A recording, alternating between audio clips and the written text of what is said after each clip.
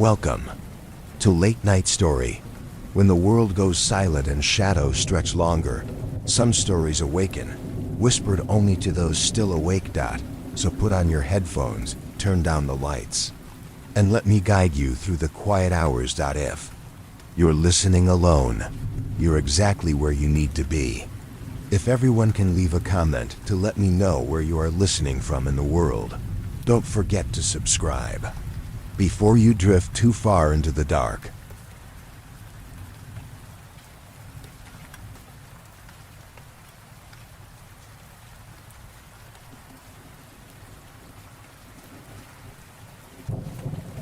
Story 1. My girlfriend's dog has ruined our relationship. Hey, can I ask you something? I took a deep breath and set the knife down. Can we do this later? I haven't eaten all day. My girlfriend Vanessa was glaring at me. Her foot tapped against the floor, and I could see she was trying her best not to lash out, as if he sensed the tension grow in the room. That damn dog of hers lumbered into the kitchen. Fine, she said. I just want to know why you couldn't feed Harry. I know you're busy, but come on, Eli. He was starving. I rubbed the bridge of my nose and looked away. All right. Sorry. I got called into work and forgot. I tried to smile, but it came off as more of a spasm on my lips. I'll buy him a bone or something to make up for it. Vanessa grabbed Harry's leash. This isn't the first time, though. Little tears dripped down her face onto the floor. Harry whined and nuzzled his wide head against her shoulder. He means a lot to me. Taking care of him is taking care of me, okay? I clenched my jaw so tight it felt like my teeth might crack. You got it, I said. After I heard the door close, I waited a few minutes before finally allowing myself to relax. I finished cutting up my chicken patty, then threw the cubes onto a bed of white rice. I thought, did she really not make anything for dinner because I didn't feed Harry? I shook my head and walked into the living room. I tried to lose myself in a true crime documentary about some people that went missing at a carnival a few decades ago. But I kept looking at the pictures scattered across the room instead. Pictures of Vanessa and her deceased husband, Oscar. I knew it shouldn't bother me that she kept those pictures. We had only been together for 2 years after all, whereas she and Oscar had been high school sweethearts who married shortly after graduation and were together for nearly 12 years. It hurt though. It was obvious she still loved him. The fucking dog was proof of that. Apparently he had been a gift to her from Oscar on his deathbed. A living testament to their love. I snorted and opened another can of beer. The so-called testament to their love. Dug holes in the backyard every other day which I had to fix, shit on the floors, and chewed up my best pair of dress shoes. Believe it or not, that was not the worst of it. No, not by far. The dog behaved like a spiteful stepson. He would put himself between Vanessa and I at night, which she found hilarious. He would scratch and howl at the door whenever we shut it to make love. One time, he even jumped onto me, leaving muddy paw prints all over my dress shirt right before we were going to leave for Valentine's Day dinner. The ensuing argument, which resulted after I cuffed him across the head, left me crashing at my brother's house for a week, and Vanessa and I nearly splitting. Thankfully we didn't. She was a cool gal, and I really did not want to go back to living in an apartment on the south side. I never thought I would live in a house as nice as this one, and some dog wasn't going to push me out that easily. I laughed at the ridiculousness of it all. I wasn't even second place in my girlfriend's life. I was third. I drifted off into an irritable state that was half sleep and half dim awareness. Faintly, as if from far away, I heard Vanessa scolding me. Closer, ever closer. I felt something thick and wet move back and forth between my fingers. I snapped awake, my heart pounding. I was alone and the TV was off. A nightmare. It was a nightmare. Vanessa was asleep in our bed with the dog, laying next to her in my spot. He looked up at me and growled softly as I entered the room. "Make room, Harry," Vanessa grumbled. The dog took his sweet-ass time to lay down on his doggy bed at our feet. The next morning found Vanessa and I going out for some breakfast sandwiches at one of our favorite spots. After some begging and a promise to go shopping with her at Marshall's later, she agreed to leave her dog at home. We people watched and ate and talked about workplace drama. I'm a cook and she's a nurse, so we have a lot of material to discuss. Looking back, it was one of the better dates we have had in a long while. No planning went into it. It just happened that way. Funny how that works. Vanessa crumpled up the sandwich wrapper and sighed. Ugh! If only these things weren't 800 calories. I snorted. You'll be fine. I patted my belly, which had acquired some extra padding within the last few months. I should probably lay off the extra calories, though. She raised a pencil-thin eyebrow. You could lay off the beers, you know, or at least come out with Harry and I on our runs. Wouldn't want to get between you two, I said glumly. Vanessa pursed her lips. Oops. She leaned forward, her hands folded beneath her chin. It's been half a year since you moved in, and you two still haven't grown on one another. What's going on? I crossed my arms. I don't know. I feel like he hates me because I am not. She rolled her eyes. Harry is a dog. Let me say it again. He is a dog. He doesn't hate you, but he can sense that you don't like him. That is why I am asking you what's going on. Nessa, he ate my shoes, the ones that belonged to my dad. Somehow singled them out from all the others, like he knew how special they were to me. He gets mad whenever I try to lay down in our bed. She waved her hand. Are you hearing yourself, Eli? You're taking the actions of a dog personal. I'm worried about you, ever since you moved and you started drinking more. You don't work out like you used to. I am sorry, but you're losing yourself. She reached for my hands, her tone earnest as she took them in her own. I don't know if it's the stress from living in a new space or something at work. Something in me snapped. I yanked my hands away from hers and stood up. IT is your fucking dog, I shouted. I regretted it almost instantly. Vanessa leaned back, her eyes wide. The workers stopped what they were doing and looked our way. I slowly took my seat, and together we sat there for a bit, not knowing where to take things. An older man walked over and looked at us both. Ma'am, is everything all right? He asked. A terrible calm settled over her. She slowly picked up the car keys and smiled at the old man. Yeah, I am okay. Thanks. I tried to talk to her on the way back home, but she was silent. The dog greeted her enthusiastically at the door and growled at me. I briefly entertained a fantasy of kicking him aside, but let it pass just as quickly.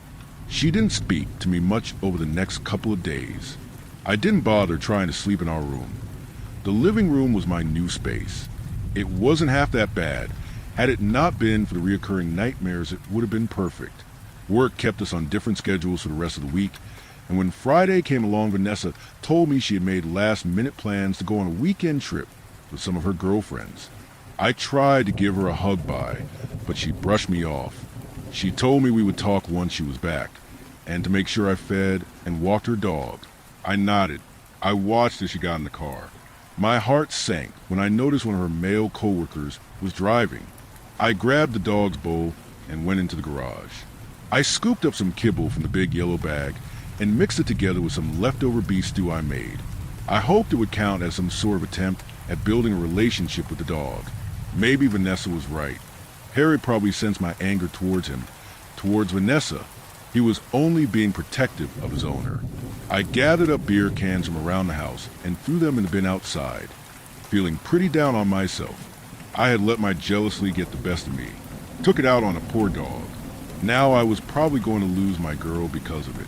When I got inside, I saw Harry finishing up the last of his meal. He had licked the bowl clean. How'd you like it? I asked. He looked up at me and cocked his head. I saw his tail start to wag.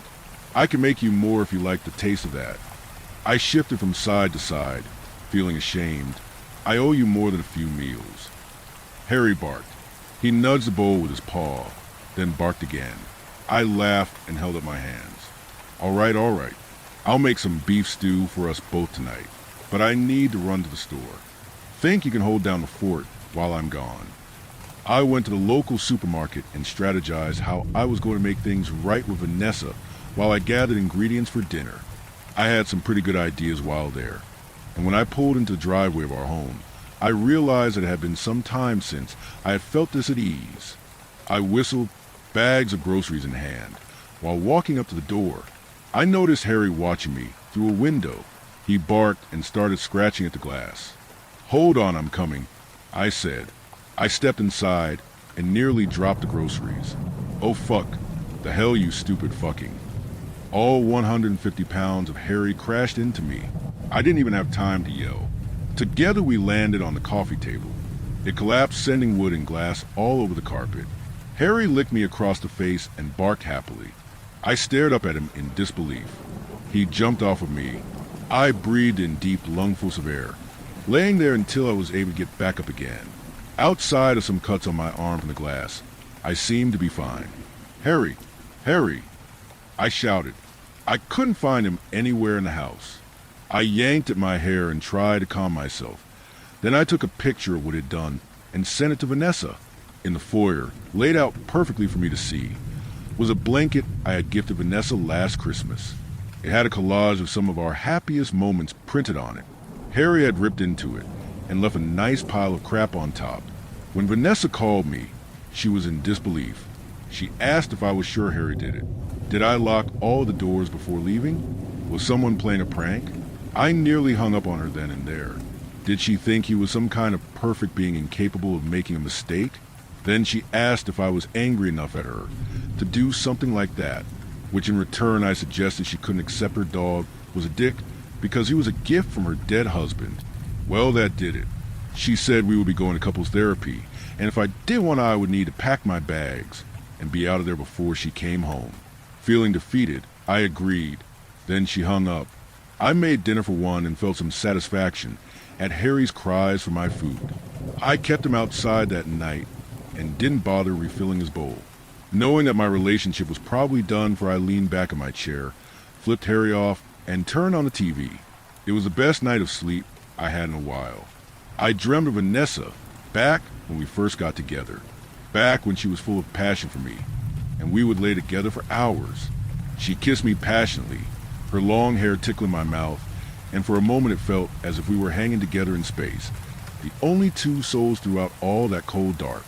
Cold. I woke up to the cold. The window was wide open. I blinked back my fatigue and saw the first traces of dawn in the sky. I looked out onto the yard and saw Harry lying motionless. At first I thought he was fine, but when his sides failed to rise, I knew something was wrong. "Oh shit, S-H-I-T, I hissed. I stumbled toward the back door and went outside. I knelt next to him, trying to ignore the wave of emotion that threatened to drown me. I ran my hands along his curly coat, feeling for a pulse or breath or any sign of life. "Harry, come on, Harry. Don't do this, buddy." I felt his head and his side. Opened his mouth to check if he swallowed something. My hand stopped at his belly.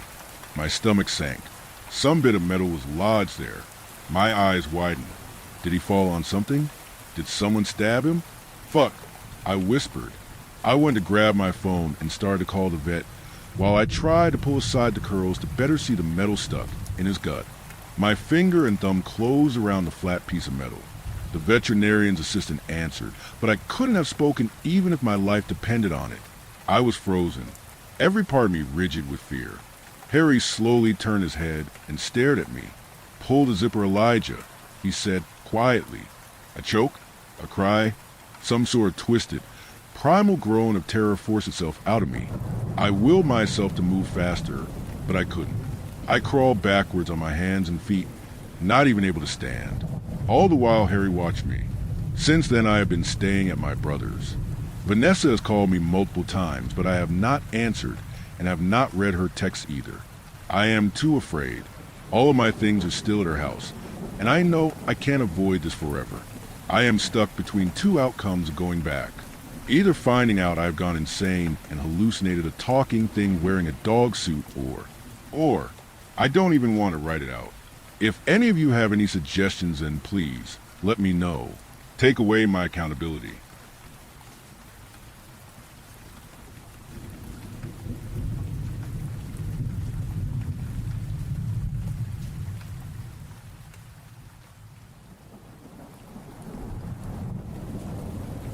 Story 2. The vultures in our woods haven't come down in weeks. Something else will never come up. It's captivating to believe in monsters and the horrors of the unknown, the things that go bump in the night. It's an escape from reality, from the actual terrors that lurk in the woods. Rumors designed to widen your eyes and make you glance over your shoulder. Honestly, I wish that's all this was. Another ghost story. But it isn't. This is the story of how my childhood died, how I lost the ability to sleep without checking over my shoulder or peering through the crack in my bedroom door.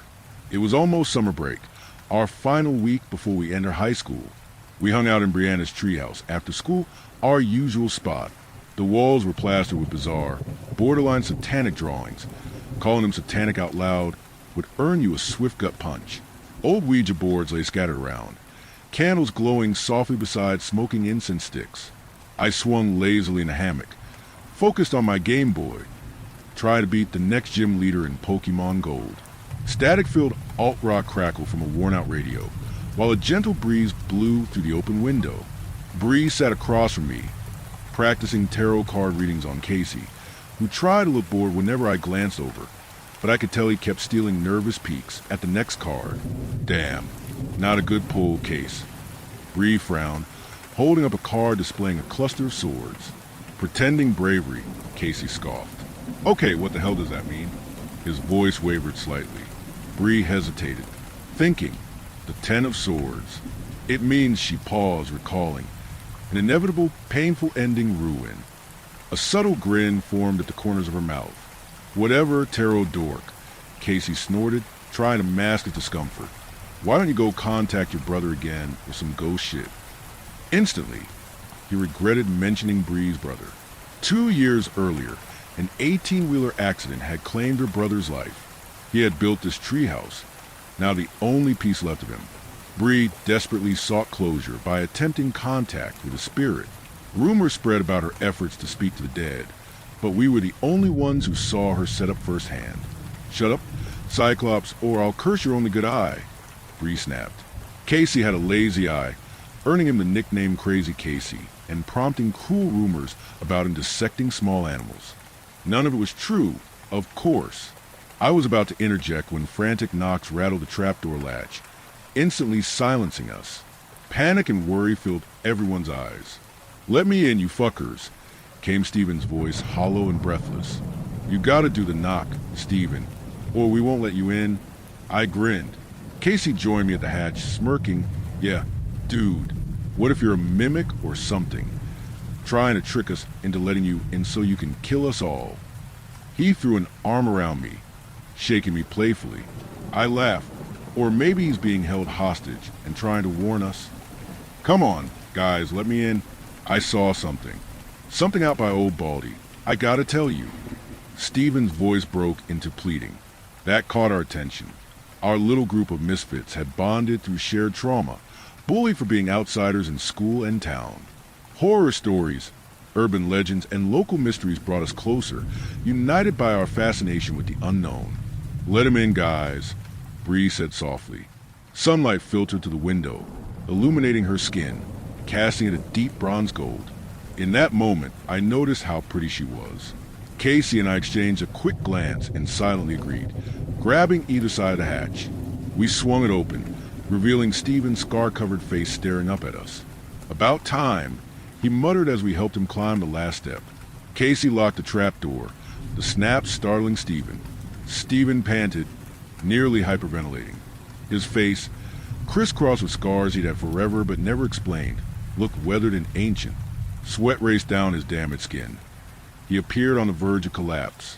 "Jesus, man, take a breath," I said, blurting out multiple questions at once. "What did you see? What made you run back here?" "One at a time, Mikey," Bree interrupted gently. She reached into a faded blue cooler, pulled out a soda, and handed it to Steven. He cracked it open with a loud pop and gulped deeply. Bree sat down beside me, completing our small circle, all eyes locked on Steven. "Okay, just tell us what happened, step by step," Bree coaxed gently. Steven nodded, took one last gulp, then placed the soda down carefully, collecting his scattered thoughts. "I was reading in my usual spot out near Old Baldy, when suddenly this huge shadow blocked out the sun and soared overhead.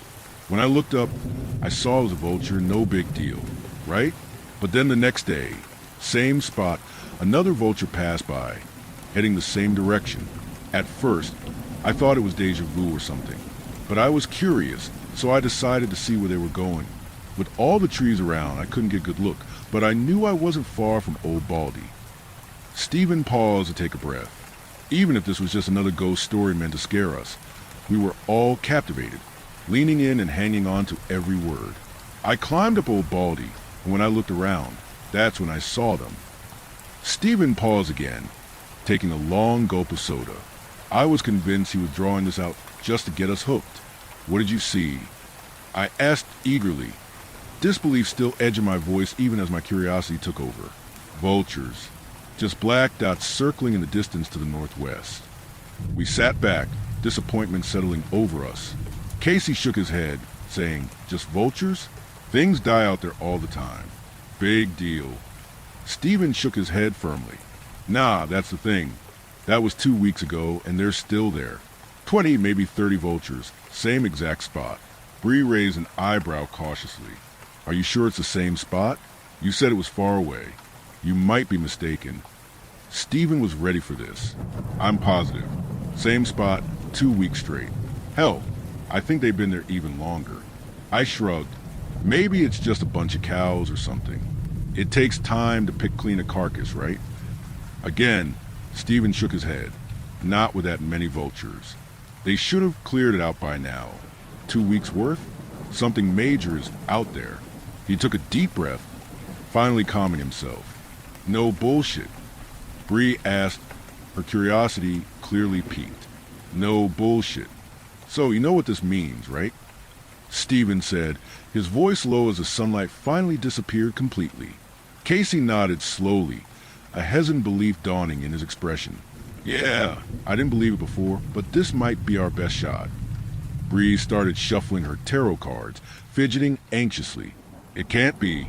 I've only ever heard stories, just that, stories. She refused to meet our eyes. Confusion flooded me. My family had moved down from the north almost 4 years ago, and I was still adjusting to the southern hill country. The heat, the accents, the strange culture, and especially the local legends, all of it was still alien to me. I scratched my head like an idiot chimpanzee, utterly baffled. What the hell are you guys talking about? I asked, voice trailing off as they all turned their gazes on me simultaneously. These were my friends, practically family, but at that moment they looked terrifying. Stephen, with his scars illuminated by the low candlelight, resembled a zombie. Casey's lazy, I split his stare in 2 different directions, paired with an unsettlingly wide grin. Bree shuffled her tarot cards nervously, looking every bit a witch about to cast a spell. All at once they spoke, voices in eerie unison. The Well-Wisher. Who the hell is that? I muttered, intrigued despite myself. Stephen turned to Casey. Bring the cooler over here. We're gonna need more sodas. Casey dragged it over, handing out sodas. Each of us cracked open a can, sipping as Stephen leaned in close, crossing his legs and resting his hands on his knees. The Well-Wisher isn't a ghost or a demon, not even a man, though some people believe he once was. What everyone agrees on is this: you don't find the well finds you. Stephen paused for another drink, then continued. Some say the well moves beneath the limestone and roots, appearing only when death is near, or when someone's soul weighs heavy enough to draw it out. It could be an old stone ring in a lonely field, a crumbling pit behind a burned-out barn, or an old wooden well hidden at the creek's edge. One of the telltale signs is vultures circling for days until the air itself spoils. The vultures, that's your key. He paused again, letting his words sink in. They say the Well-Wisher waits at the bottom, listening for footsteps. If you lean over and peer down, you'll see just a silhouette of man, even if the sun shines directly overhead. Too bright. White eyes are all you'll clearly see. He'll ask you just one question. Everyone says it's different. He might ask for your darkest secret, a wrong you committed, a broken promise, or even a cherished object. Nobody knows why. All they know is if you do exactly what he asks, he'll grant you a wish. But you have to be careful, because you'll get precisely what you wish for, exactly as you ask for it. If you refuse him, try to trick him, or break your promise, the well and the wisher vanish. Then the vultures start following you. Bad luck seeps in, animals grow restless around you, and eventually you disappear. The well-wisher must be fed somehow, and no one ever finds a well twice. He sat back, and for a moment, only silence filled the night. Then I spoke up, breaking the tension. I mean, there's no way, right? I glanced around, gauging their reactions. Stephen shook his head slowly, seriousness etched across his scarred face. Look, all I'm saying is that story is super old, and those vultures have been out there past Old Baldy forever. We should check it out, who knows? We might even get a wish granted. Casey nodded, excitement sparking in his eyes. I could lose my lazy eye. Casey blurted eagerly, and Stephen nodded approvingly, touching the scars on his face. Bree looked down at her tarot cards, uncertainty shadowing her face. Wishes are dangerous, unreliable, she murmured, but the desire in her eyes betrayed her words. I considered what I might wish for if it were true. You guys really believe this? My question pierced their thoughts, momentarily breaking their silent contemplation. Stephen was the first to respond. Worst case scenario, we find whatever the vultures are circling. Probably just some dead animals. Nothing dangerous. It'd be a great way to kick off the summer break together. His words lingered, sinking in, and I knew then we had all silently agreed. We devised our plan beneath the pale moonlight, spending longer in Bree's treehouse than we planned. We'd tell our parents we were staying at Bree's. Her folks rarely checked on us, uncomfortable with her rituals and attempt to contact her brother's spirit. On the last day of school, we'd ride our bikes out to the abandoned train tracks, follow them to the woodland trail, and climb Old Baldy. From there, we'd pinpoint the vulture's location. Stephen suggested bringing something valuable, an item we cherished, just in case the well-wisher appeared and asked for an offering. I had no idea what to bring, much less what wish I wanted fulfilled. Digging through old shoeboxes beneath my bed, I unearthed mementos from before the move. Ticket stubs, old movie passes, a photo of my grandpa holding me up to a snowbank. Then I found my lucky coin. It was battered, something I'd had since childhood. It felt fitting. I slipped into my backpack, imagining that even if the well-wisher wasn't real, this summer would still be unforgettable. The last day of school arrived quickly, classes easy and excitement bubbling. I had class with Casey, while Stephen and Bree were elsewhere, but we regrouped at lunch, sharing jittery anticipation. The final bell unleashed a wave of laughter and screams as teenagers bolted for freedom. Stephen waited for us at our usual spot by the bike rack. Casey and I joined him shortly, and then we waited and waited. Where is she? Casey muttered impatiently, tapping his foot. 30 minutes passed in restless silence. Stephen adjusted his hat over his dark hair, glancing anxiously toward the school. Should we go back inside and check on her? He asked. Just then, a group of girls stormed out, their faces twisted in anger, 3 of them nursing bloody, broken noses. They paused upon seeing us, their hateful glares searing into ours, before marching away. That's not go. I started, cut off by Bree finally emerging from the building. She was sniffling, clutching her arm protectively beneath a light jacket despite the scorching heat. Without acknowledging us, she mounted her bike. Bree, I asked cautiously. Silence. Bree, are you? I'm fine. Let's go, she said curtly, eyes fixed straight ahead. What did those girls? I said I'm fine. Let's just go. I want to do this. I need this summer with you guys. Fuck those girls. She pedaled away swiftly. We shared looks of quiet anger and helpless sadness before quickly following her toward the tracks. As we rode, I secretly hoped we'd encounter that group again so I could run them down, one by one. Bullying had tormented each of us, but Bree faced it worst. Being one of the only black girls in the Southern Hill Country during that time made life unbearable. Anger surged within me, and my wish began to crystallize clearly. None of us knew how to comfort Bree. We just rode on quietly. Those girls, daughters of the town's wealthiest residents, seemed untouchable. The injustice lingered in the back of my mind, but I pushed it aside, focusing instead on the adventure unfolding before us. The landscape shifted from familiar streets to rugged terrain. At the base of a hill sat the old Sanderson house, sagging into itself like a dying animal. It would groan with each gust of wind. A loose window panel swung on rusted hinges, shrieking with every sway. The first time I saw it, I asked my friends about it. Stephen told me later, after we stopped, that a woman once lived there with her son. Nearly 30 years ago, the boy vanished. Some said wild animals got him. Others said he drowned or ran off. Whatever the truth, Miss Sanderson left soon after, and no one ever moved in again. The house was left to rot. We found the old train tracks nearby, the path rocky and uneven beneath our tires. Still, excitement carried us forward. We pedaled steadily, the air sharp in our lungs, the sky wide and bright overhead. At last, we reached the woodland trail and laid our bikes to rest. I glanced over at Bree and saw her smiling faintly. It lifted our spirits immediately. For that moment, everything seemed possible, our fears and troubles fading into the background. We stood on the cusp of summer, unaware of what awaited us beneath those circling vultures. We reached the beginning of the woodland trail, too rocky for bikes from this point forward. Trees twisted overhead like a gnarled canopy, obscuring our path and making it feel like the forest had opened its mouth to swallow us whole. Everyone got everything? Bree asked, scanning each of us. We all nodded in response. Did you guys bring something valuable, something you cherish, just in case we need him? Stephen added seriously. Again, we nodded. Each of us carried canisters of water, sleeping bags, food for at least one night, and Stephen had 2 tents hidden near his reading spot we'd retrieve along the way. Ready? Casey asked with excitement. Just as we prepared to step forward, Bree halted us. Wait, she said, rummaging through her backpack. She produced 3 necklaces, each with a thin chain and a charm shaped like a strange eye.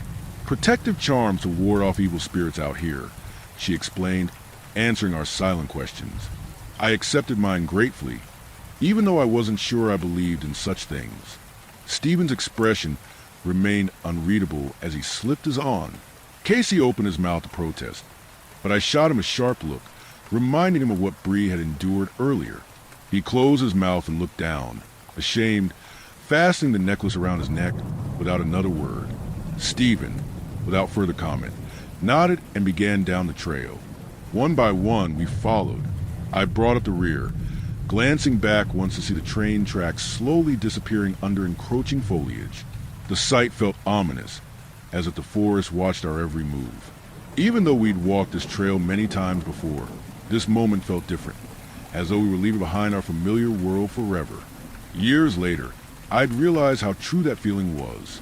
The heat bore down relentlessly, sweat dripping down my back. The forest's usual symphony of bugs and distant animal noises kept us alert. Stephen sometimes tried to scare us, occasionally succeeding, as we stayed wary of snakes and scorpions. Stephen eventually stopped us near his reading spot, dragging out 2 concealed tents from the undergrowth. Could one of you fuckers give me a hand? He asked. Casey grabbed one, slinging it over his shoulder, and we continued on our way. We walked beneath the open sky, vivid blue contrasting sharply with the lush green trees, swaying gently. Eventually, the woodland trail spat us out into rolling hills without clear paths, marked only by limestone protrusions and scattered shrubs.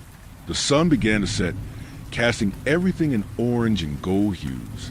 Come on, we can watch the sunset from Old Baldy, Stephen urged. Many hills shared that nickname, but this one earned it genuinely, bare and rocky, without a single tree or bush. We dropped the tents at the base and scrambled upward, hands digging into the sand and dirt. Dust billowed around us as we laughed, racing to the top. Finally, we stood atop Old Baldy, gazing across endless hills stretching like a frozen green ocean. The sun sank slowly, capturing our attention completely. Suddenly, tiny black dots circling in the distance caught my eye. I nudged Bree, pointing them out. Soon, Casey and Stephen joined in, and all 4 of us stood entranced, watching the vultures circle endlessly. We dragged the tents to the summit, quickly assembling them. Nearby, we gathered wood and lit a fire with Bree's lighter. The flames flickered brightly as the sun dipped closer to the horizon. Oh! Casey suddenly exclaimed, feigning surprise. Almost forgot. He walked casually to his backpack, drawing our curious eyes. He pulled out beer bottles one by one, grinning as our faces lit up. When he revealed the last one, I nearly burst out laughing. You ladies ever drank before? he asked, trying to sound cool as he distributed the beers. Bree simply stared, uncertain how to respond. How the hell did you get those? I asked, examining my bottle like an alien artifact. Older sister smuggled them for me, Casey said proudly. Gotta do her chores for a month, but it's totally worth it. Times like these don't happen often. We'd never tried alcohol before. Bree asked if Casey had a bottle opener. He hesitated, muttered shit, and we used pocket knives to pry the caps off. The bottles clinked together in a nervous toast. The beer was awful, warm and bitter. Nothing like we imagined adults enjoyed. The sun slipped lower, staining the horizon in pink and purple. It was always our favorite spot to watch the sunset, but tonight felt different. We sat in silence, the fire crackling between us, as the last light drained away like blood from an open wound. A sudden gust carried the stench of rot. No one spoke. Later, under the stars, we told ghost stories until our voices thinned into silence. My thoughts wandered. Will we really find a well where it didn't belong, with white eyes staring up from the dark? Or was it just another story meant to scare us? Eventually, Stephen and Casey retreated to one tent, leaving Bree and me in the other. Inside, shadows quivered against the fabric as the wind pressed on the walls.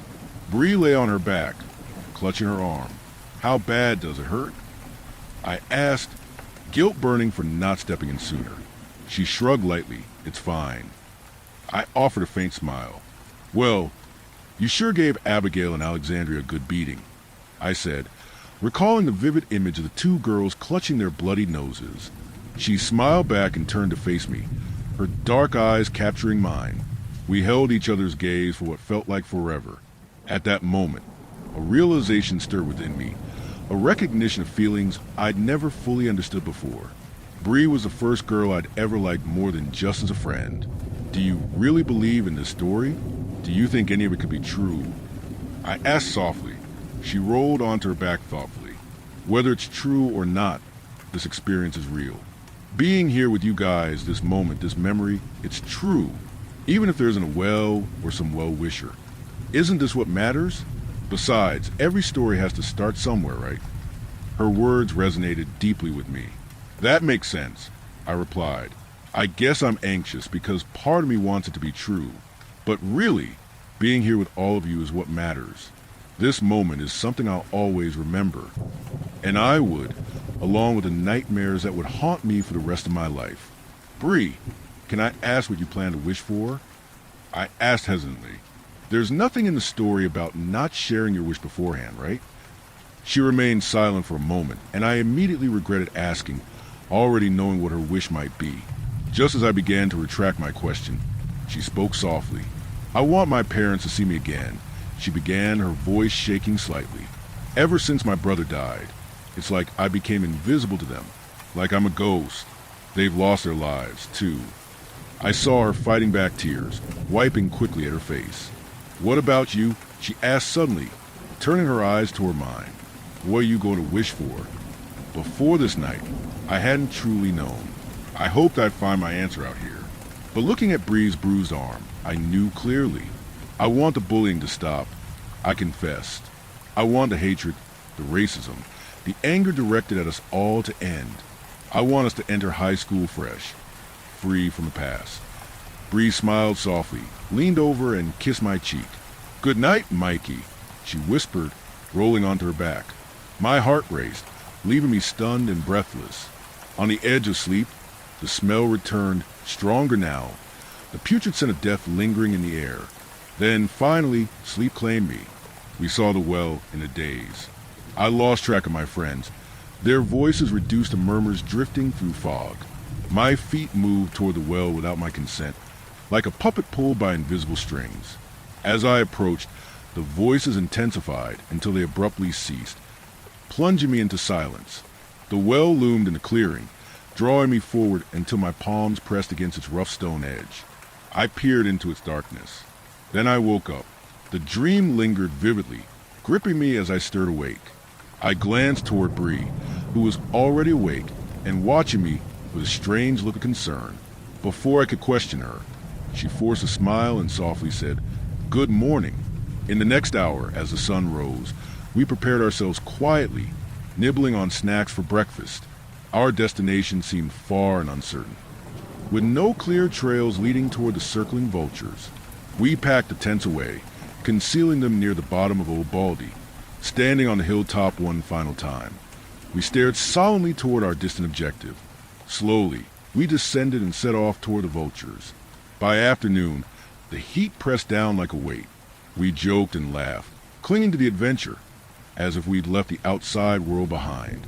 The vultures never strayed from view, circling in the distance like a black compass needle guiding us forward. We entered a dried riverbed, its walls closing in high around us. Snail shells and fish fossils littered the ground, reminders of a time when water ruled here. Trees lean over the edges, their branches twisting like watchers peering down. Then I saw something strange. Fresh tracks in the mud, hands and feet pressed too close together. My stomach nodded. "Hey, come look," I called. Stephen leaned over my shoulder, Bree at my side, Casey behind. "Maybe someone fell," Stephen offered. None of us believed it. The prints were fresh, human, and wrong. We followed them a short distance until they ended abruptly at the sheer wall of the riverbed. We pressed on, but the light mood had shattered. Every sound made us flinch. Conversation died. Only insects hummed, and something unseen rustled now and then in the brush. The stench of decay grew stronger, curling in our throats. We climbed out of the riverbed into dense forest, where broken branches formed a crude path leading toward the circling birds. We hesitated. Bree whispered. Maybe someone else already went looking for the well-wisher. Maybe, Casey said, though the jagged entrance looked less like a trail and more like a mouth waiting to swallow us. After a brief argument, rock, paper, scissors decided it. Bree lost. Casey pushed ahead, Stephen and Bree behind him. I lingered, glancing back at the trees. Something shifted, branches cracking in the distance. Nothing moved. I hurried forward, afraid to be left alone. The forest closed around us, thick with heat and humidity. Every rustle sharpened our nerves. Branches scraped our skin. Low limbs swayed like warnings. Bald patches of torn up earth scarred the path. Soon we reached a fallen tree, too massive to climb. We dropped to our knees and crawled beneath. Dirt clawed at our hands.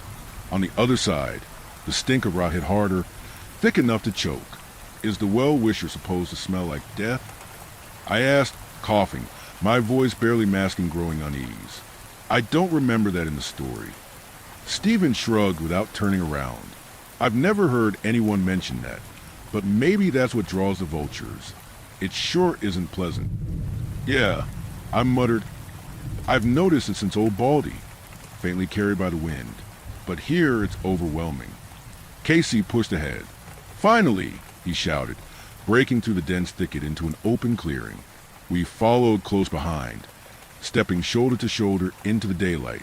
Dust and dirt stretched out before us, littered with sparse foliage and jagged rocks. To our left stood an old stone well, weathered and ancient. A single vulture perched on its rim, staring at us with dark, unblinking eyes. The stench of death emanated from the well, unmistakably potent. We froze, trying to process what stood before us. Holy shit. Stephen gasped. There's no way, no fucking way. The vulture leaped into flight, a small piece of flesh dangling from its beak. I felt entranced, disbelief clouding reality.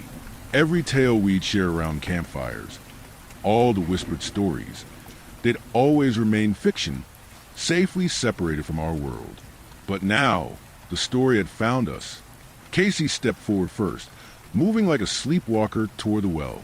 Stephen and Bree followed suit. I trailed after, compelled by something I couldn't explain. Casey reached the well first and peered down. Stephen joined him, then recoiled sharply, falling to his knees, gagging violently. Stephen, what's wrong? Bree rushed to his side, placing a trembling hand on his back.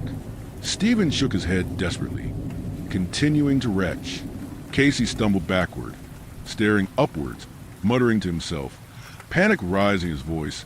No, no, fuck no. I approached the well, driven by grim curiosity, ignoring Bree's urgent call behind me. My hands touched the rough, heated stone as I leaned over the edge. A buzzing filled my ears, growing louder as I gazed downward. The sight hit me like a punch to the gut. Bodies. Human bodies piled and twisted together like broken branches. Skin burnt and peeling under the harsh sun. Shades of red and purple. Flies swarmed over their empty eyes and open wounds, feasting mercilessly. Pieces of flesh had been ripped away. Bones jutted at unnatural angles. A shadow flickered as another vulture descended upon its grisly feast. Nausea surged through me. Then came a faint scratching sound, like nails scraping desperately against stone. I froze, unwilling to look again, yet the noise continued, weak and urgent. A fragile voice drifted upward, barely audible, cracked and strained. Help me. I stumbled backward, collapsing onto the ground, breath ragged. Bree rushed over, eyes wide with terror. Mikey, what happened? Don't look, Bree. It's bad. We need to. Casey interrupted, voice shaking. There's a woman down here. She's alive. Oh shit, she's alive. Stephen struggled to his feet, approaching the well cautiously. Bree followed, gently pulling free from my grasp. It'll be okay, Mikey, she whispered, her eyes haunted. I forced myself up again, peering into the well alongside them. A woman stared back, clawing frantically at the stone walls like a trapped animal. Her legs twisted grotesquely beneath her. Dry tears streaked her filthy face. Please, she rasped weakly, scratching incessantly. The sound burrowed deep into my mind, impossible to shake. We'll get help, just hold. Casey began, then trailed off, realizing the futility of his words. Bree gasped suddenly, her gaze fixed on the clearing beyond. I followed her stare, heart dropping as a tall silhouette emerged. Standing silently, head tilted slightly as if observing prey. We all stood frozen, barely breathing. As the figure stepped into clearer view, massive, nearly 7 feet tall, dirty brown hair obscuring his face. Muscular and hardened from survival, he wore nothing but torn shorts. He remained motionless, tension radiating from his crouched posture. Stephen broke first. Fuck this, he shouted, turning to run. Instantly, the man lunged forward, charging toward us with terrifying speed. Adrenaline surged through my veins. My chest heaved as terror seized me, the image of that feral thing dragging me back to the well filling my mind. We ran, scrambling toward the edge of the forest, back toward the clearing. Casey stumbled beside me, wheezing and sobbing. He was never fast, and now he fell behind. Come on, Case. Move! I shouted desperately, matching my pace to his. Behind us, branches cracked, the sound of something massive charging through the brush. Its breathing, wet, ragged, animalistic, grew louder with every second. I glanced over my shoulder repeatedly, but saw nothing except shifting shadows. Ahead, the fallen tree loomed. Bree and Stephen had reached it first and slipped underneath. Come on! Bree shrieked, her voice shrill with terror. I dove down, crawling frantically beneath the jagged branches. Twisting around, I saw Casey scrambling toward me, his face pale and slick with sweat. Just as his upper body cleared the gap, he screamed a guttural animal cry and jerked backward. I lunged, grabbing Casey's hand. Help me, he's got Casey. I screamed. My grip slid as the monstrous force dragged him away. Tears streaked Casey's face, eyes wide and pleading. Don't let go, he whispered, strangely calm beneath his terror. Bree and Stephen rushed back, each gripping Casey's other arm, pulling with everything they had. Yet the man, impossibly strong, held tight. He twisted Casey violently, rolling him like an alligator in a death spin. We lost our grip momentarily. Casey's head and shoulders remained visible, his eyes bulging with fear. I caught a glimpse of the man's face, bloodshot eyes gleaming with excitement, mouth dripping saliva, a monstrous smile spreading across filthy lips. His laughter echoed through the trees, deep and wheezing, enjoying the twisted game. Then, with a sound sharper and louder than any branch breaking, Casey's bones snapped. His agonized scream split the air. The man thrust once more, and Stephen and I smashed our heads against the fallen trunk. My vision blurred, consciousness flickering. Through the gap beneath the tree, I saw the man dragging Casey away, his screams fading into the distance until only silence remained. We sat frozen in horror, the sky darkening as the sun began to set. An argument flared. We wanted to go back, guilt gnawing at us, but fear crushed reason. We weren't heroes, and this wasn't a rescue story. Instinct screamed at us to flee before nightfall. We ran, grief tangled with terror, telling ourselves the police would find Casey and catch the man. That was the last time we saw either of them. Twilight draped the tracks when we returned. Casey's bicycle waited alone, its frame glowing faintly in the dying light. My parents stared when we stumbled home, filthy and broken, but even their horror couldn't match what we carried inside. Search parties formed. Days later they found the well, burned out, smoking, filled with bodies too ruined to name. Neither Casey nor the man ever surfaced again. His loss hollowed me. I tell myself we were only kids, that there was nothing else we could have done, but the thought never leaves. It lingers in the back of my skull, always watching, always waiting. I wish I could end this with vengeance. Tell you that after 30 years of drowning in drugs and regret, Bree, Stephen, and I hunted him down. Sometimes I whisper that story to myself in the dark. But truth is cruel, and reality offers no justice. I moved to a noisy city. I tried staying in contact with Bree and Stephen, but it always felt like reopening a wound. When I spot vultures now, panic grips me. Sometimes I imagine that wild man watching from alleyways, and I walk faster, cold sweat dripping. I get stoned every night. Most times the dreams stay buried, but sometimes they slip through like maggots wriggling out of a corpse. In them, the sun scorches my back until the skin peels raw. My legs twist like broken branches, useless and heavy. Vultures tear at me, their beaks snapping off strips of flesh. I claw at Stone, mouth open, but no sound comes out. Then his face appears above me, filthy, grinning, drool dripping onto my skin. A vulture lands beside him, patient, waiting for me to stop struggling. That's when I wake, shaking in a pool of cold sweat.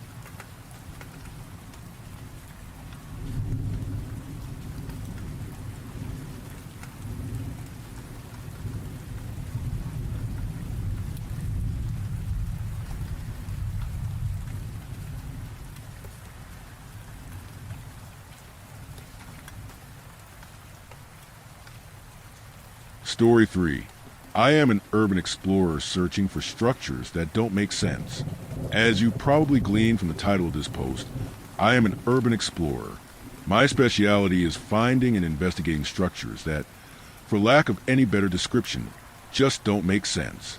Sometimes it's something small, like a house that's slightly wider on the inside than the outside. That's quite common and often goes unnoticed. Maybe a door gets minutely wider as you open it, then returns to its original dimensions when it gets closed. Then there's the big stuff. The stuff I'm actually interested in. Rooms that shouldn't exist, impossibly high ceilings, that sort of thing. I don't normally post anything here. I tend to just read all your spooky stories and personal experiences, which make me feel like my experiences aren't that unusual to be having, as bizarre as that sounds. I wanted my first post here to be a document of all the weird encounters I've had with strange places over the years. This post will still be that. But if I'm going to talk about all that, I also need to go into the events of the last month, which ultimately led all my friends taking a step back from urban exploration altogether. So, a bit of background. I live in the UK, in Manchester. Like all cities, it has nice parts and not so nice parts. As much as I love the city, sometimes it feels like there isn't much to do. At least, nothing that interests us. So, every few weeks, me and my group of 4 friends hop on a train and go somewhere else. We pack bags full of camping equipment, torches, high-vis vests, plenty of rope, and anything else we think we might need. We scope out a spot, which normally involves checking social media for people talking about how they had an unusual experience near an abandoned building after dark, or how a family pet disappeared near a decommissioned train tunnel. Stuff like that. Once we have a spot that's likely to be the kind of thing we're after, we figure out what we might need, what we are likely to encounter, etc. Most explorations are fairly routine. We stay the night nearby, watching the area to see if there are any guards or squatters. 9 times out of 10 there aren't. Then we make our entry.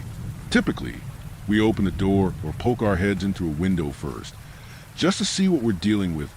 You never know when you're going to walk to the front door without a care in the world and fall down a bottomless pit. No, that hasn't happened yet. It very nearly happened to one of the guys last year, but we've been very cautious since then. Some of my favorite places include, I love the possibly endless train tunnel. It was a lot of fun. I won't say where it is. I don't want a bunch of people to go there and ruin the spot with graffiti and rubbish and syringes and the like. Actually, I just looked it up and apparently the police walled up both ends and sealed the tunnel a few months ago. A shame. Definitely my favorite place to visit. I hope no one ended up cluelessly wandering in. I was in there with another guy and I remember very vividly the moment when we crossed over into the twilight zone. As my mate put it, he wasn't far off. When we were walking, we could feel the air gently moving through the tunnel. Even though we couldn't see the other end in the darkness, we knew there was an opening that air was blowing through. There was the occasional scatter of a squirrel or rat or something, which freaked us out every time it happened, sending the pair of us into a brief laughing fit over how much we had jumped. And then, after walking for about 5 minutes, the subtle breeze stopped. When it happened, we both instantly realized and stood motionless. It was like both ends of the tunnel had closed. There were no more rats or squirrels, just a pair of us, alone in the quiet darkness. Naturally, we were grinning like giddy kids. My torch didn't work, nor did my mate's. We tried tugging the rope secured around our waist to let our friends at the tunnel's entrance know that we were past the threshold, but they couldn't feel any tension in the rope from their end. We kept on walking. This tunnel wasn't very long, but you couldn't see the daylight at the end because the tunnel actually had a slight curve in it. In the past, before the anomaly formed, you walked the tunnel and in 2 minutes, you would be out the other side. We walked for 20, the slight curve in the tunnel leading us round in a wide arch until we reckoned we were actually facing back the way we came. We stood there, theorizing how far the tunnel carried on curving around, debating whether to go further. We eventually decided not to. I didn't fancy walking for hours just to end up finding a dead end or something. When we reached the opening we had come from, the sounds of the world returned. Such an eerie feeling, being outside time and space. That's absolutely not a proven theory, by the way. That's just what I'm going with. It's like once you step past the threshold, the world outside stops existing. Or maybe it's you that stops existing for a moment. These strange places always smell the same. It's always the same persistent metallic odor. Sometimes it gets so intense that your eyes start to burn. Sometimes it can help you to find a threshold. There was one house we went to a couple years ago. One of my friends knew someone who said their house suddenly had an extra floor. That was extremely exciting. It's not every day you get to pinpoint the exact day that a building changed. Most of the time, we got to a place to find that the building had been that way for a while, but this one was fresh. Houses are particularly odd to visit.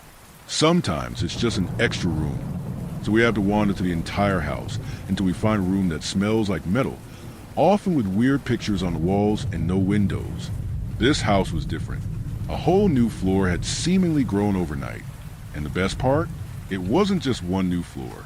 After exploring the house for probably a good 2 hours, our watches stopped working. We counted 16 additional floors in this 2-story house. The only reason we stopped climbing the endless staircases was because our buddies outside ran out of rope. That's another thing. We never go into a property without a length of rope tied around us. Fed back to 2 guys standing outside, mainly so the guys inside can find their way out. We typically carry a few 60 and 70 meter lengths of mountaineering rope each, giving us about 500 meters when tied end to end. At one point we carried closer to 700 or 800 meters, but at that point it got tough to transport. We all wake up in cold sweats from nightmares where we found ourselves lost in an abandoned building with no windows or doors, breathlessly diving down endless hallways, crying out for anyone to find them. Not pleasant. I remember the place we went to that first made the rope a necessary precaution. There was a small patch of woodland somewhere on the west coast of Wales near a residential area. Again, no specifics. Not because I don't want to ruin the spot.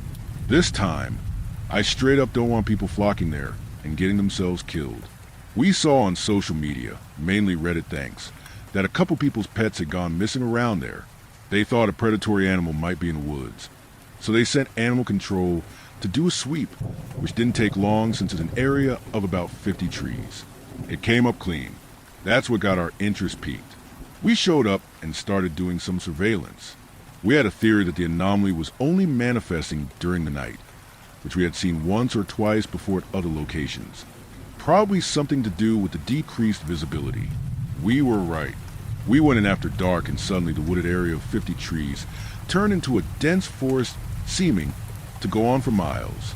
Me and a buddy walked for 30 minutes before we stopped and headed back, even with the rope tied around our waists. Leading back to our friends at the edge of the woods, we still got lost. It was dark enough that we could barely see our ropes. We ended up circling around trees and each other's lines. We couldn't call out to the others either, since sound works differently once you're past the threshold. That means we couldn't hear them, and they couldn't hear us. After a while of awkwardly stumbling around in the dark, single file with my hand on his shoulder, pulling our ropes constantly to keep the tension, we made it out. That was the most frightened I have ever been when exploring a place. We don't do forests anymore. Some guy one of my friends used to hang out with always wanted to find out what caused the anomalies to form. We tended not to tell anyone about the anomalies, since the news and the police always cover up any instances, and we didn't want our friends or family getting taken in the night by G-men. That being said, some people came to know about them, this guy being one. He had a theory that a power plant he lived near was actually a secret underground hadron collider. That sounded awesome, so of course we checked it out. It turned out that the power plant was one of these strange places. We managed to dodge the surprisingly lax security and got in through a window to find that the geometry inside made absolutely no sense. There was no ceiling, first of all, just walls and doors that extended upwards into the darkness. A lot of rooms were either too big or far too small to make sense, and plenty of them were in weird places relative to the building's dimensions. By far the weirdest part was that this power plant was still in use. Workers still went into the front door and came out hours later, like regular plant workers, seemingly oblivious to the fact that the interior of their building looked like something fresh out of Stephen King's nightmares. I started believing that guy after seeing all that. I don't know about the Hadron Collider theory, but that building definitely has something to do with something. In terms of which of us came the closest to finding out why these weird structures exist and how they keep forming, I reckon he got the closest. And then, last month, my mate and I went to check on him at his house. Apparently, he hadn't been responding to texts or calls, which was strange since he never just dropped off the grid like that. Even if he was going on holiday or something, he would let someone know. When we got his front door, it was slightly ajar. We got worried at that point, so we pushed it open. Inside was a vast expanse of darkness. No walls, no ceiling. Just a flat floor extending inwards until the light from the outdoors dissipated far into the distance. A couple days later, we went in with our equipment and ropes. The area was far wider than the house's floor plan. I think we ended up walking the length of a football field, if not more. I was in his house a couple months before this. Now he was gone, along with all his possessions, his ugly carpet, his old armchair, his goldfish, everything. Every trace of him, gone. We optimistically thought that he might have come home from work to find his home like that and tried walking in. We thought that if we walked far enough and called out his name loud enough, that he might find his way back. We didn't want to grapple with the possibility that the anomaly formed while he was still inside and that he just blinked out of existence along with his possessions.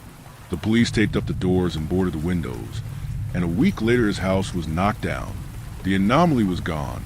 Believe me, we tried to get back through the threshold, but it was gone.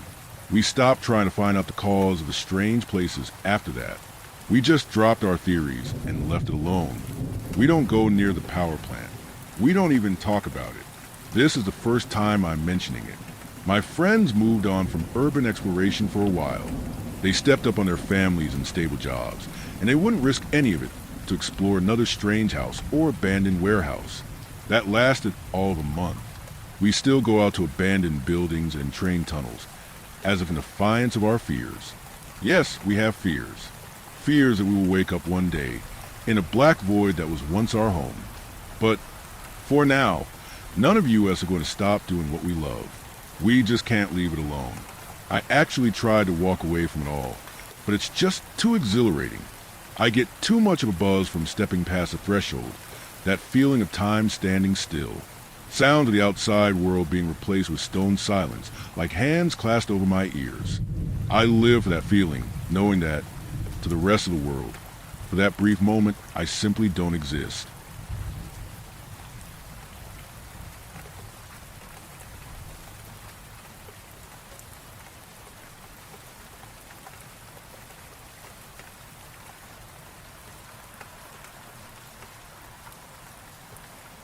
Story 4.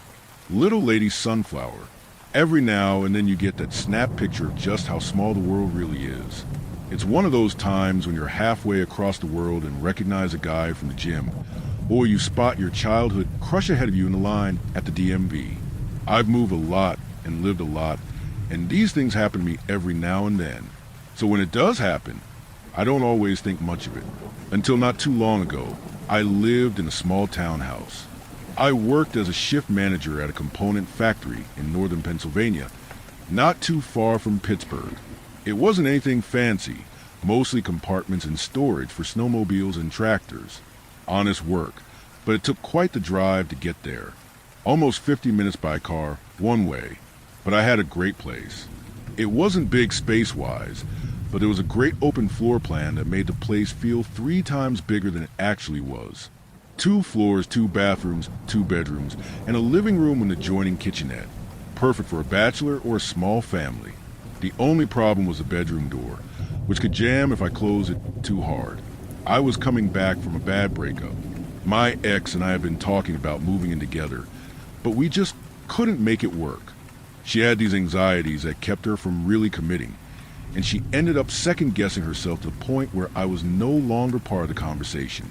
After a while, we simply had to accept that she had no idea what she wanted, but she wasn't a place to be with me either way. I accepted a transfer up north, along with a promotion, and wished her the best. I'd been living up there for about a year when, one morning, I noticed someone moving in across the street. It was nice not to be the newest guy on the block anymore. I only saw glimpses of the owner. There was a woman standing outside on the lawn, pointing at 2 movers and trying to direct them with a voice that could barely be heard outside her own head. It was like watching someone trying to tow a car with a rubber band. By the time I got back home that night, there was still furniture on her lawn. I decided to be the good neighbor and head over, see if she needed any help. She was doing her best to tip and angle a 3-seat couch by the time I got there. She wasn't making it through the door on her own. I waved at her.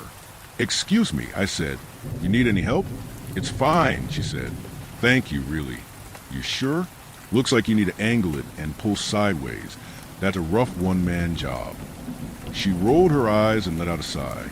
She nodded in quiet resignation, and less than a minute later, the couch was on its way through the living room. It's always a bit eerie to move into a new place. Everything looks so barren that you can hardly imagine it being a space where people live and breathed and laughed.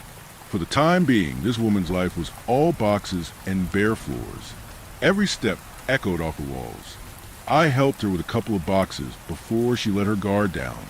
She had this short brown hair that sort of clung to her sweaty face, and these deep pockets under her eyes.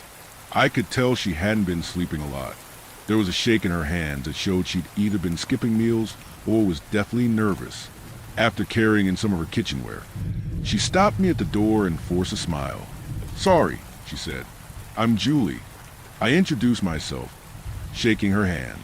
She was definitely trembling. "The movers screwed you, huh?" "Yeah. They were only paid to dump it all on my lawn, it seems." "Sorry to hear that. Looks like you're almost done, though." "Yeah. But the unpacking's gonna take a couple days, but it's nice to get settled." There was something about her voice that seemed familiar, an accent. It reminded me of my own. Then it just kinda clicked. I knew this woman. Julie and I had gone to the same school. I hadn't recognized her. She used to be the tallest girl in class. Then she just sort of stopped growing, while the others kept going, making her the shortest girl in class over the course of about 2 years. Now that I thought about it, it had to be her. It was obvious. I'd had enough of a crush on her not to forget that face any time soon. The moment I recognized her, it was like she recognized me in turn. She let out a huff and looked me up and down. I can't believe it, she laughed. What are the odds? Julie, you want to be a teacher, right? Yup, she nodded. And I am. And you had these apple earrings, I said, gesturing. They were the size of golf balls. She couldn't hold back a snort and stepped away, crossing her arms. You went out with James. I added, man, haven't seen him in years. Her smile froze in place. She nodded, rubbing her shoulder in a self-hug. I noticed she had a wedding ring. Yeah, she said. Good times. She excused herself and thanked me for the help. She offered me a 20 for trouble, but I waved it off. She insisted, but I'd made my mind up. She ushered me out the door. I gotta check on Danny, she said. She's been awfully quiet. You got a kid in there? Yeah, my girl Danny, she smiled. 4 years old. She's in her room. She's had a rough day. Well, tell her I said welcome to the neighborhood, and feel free to drop by sometime. I'll do that. I wandered off, only to stop halfway across the lawn. I looked back, only to see her still leaning against the doorway. You still got those apple earrings? I asked.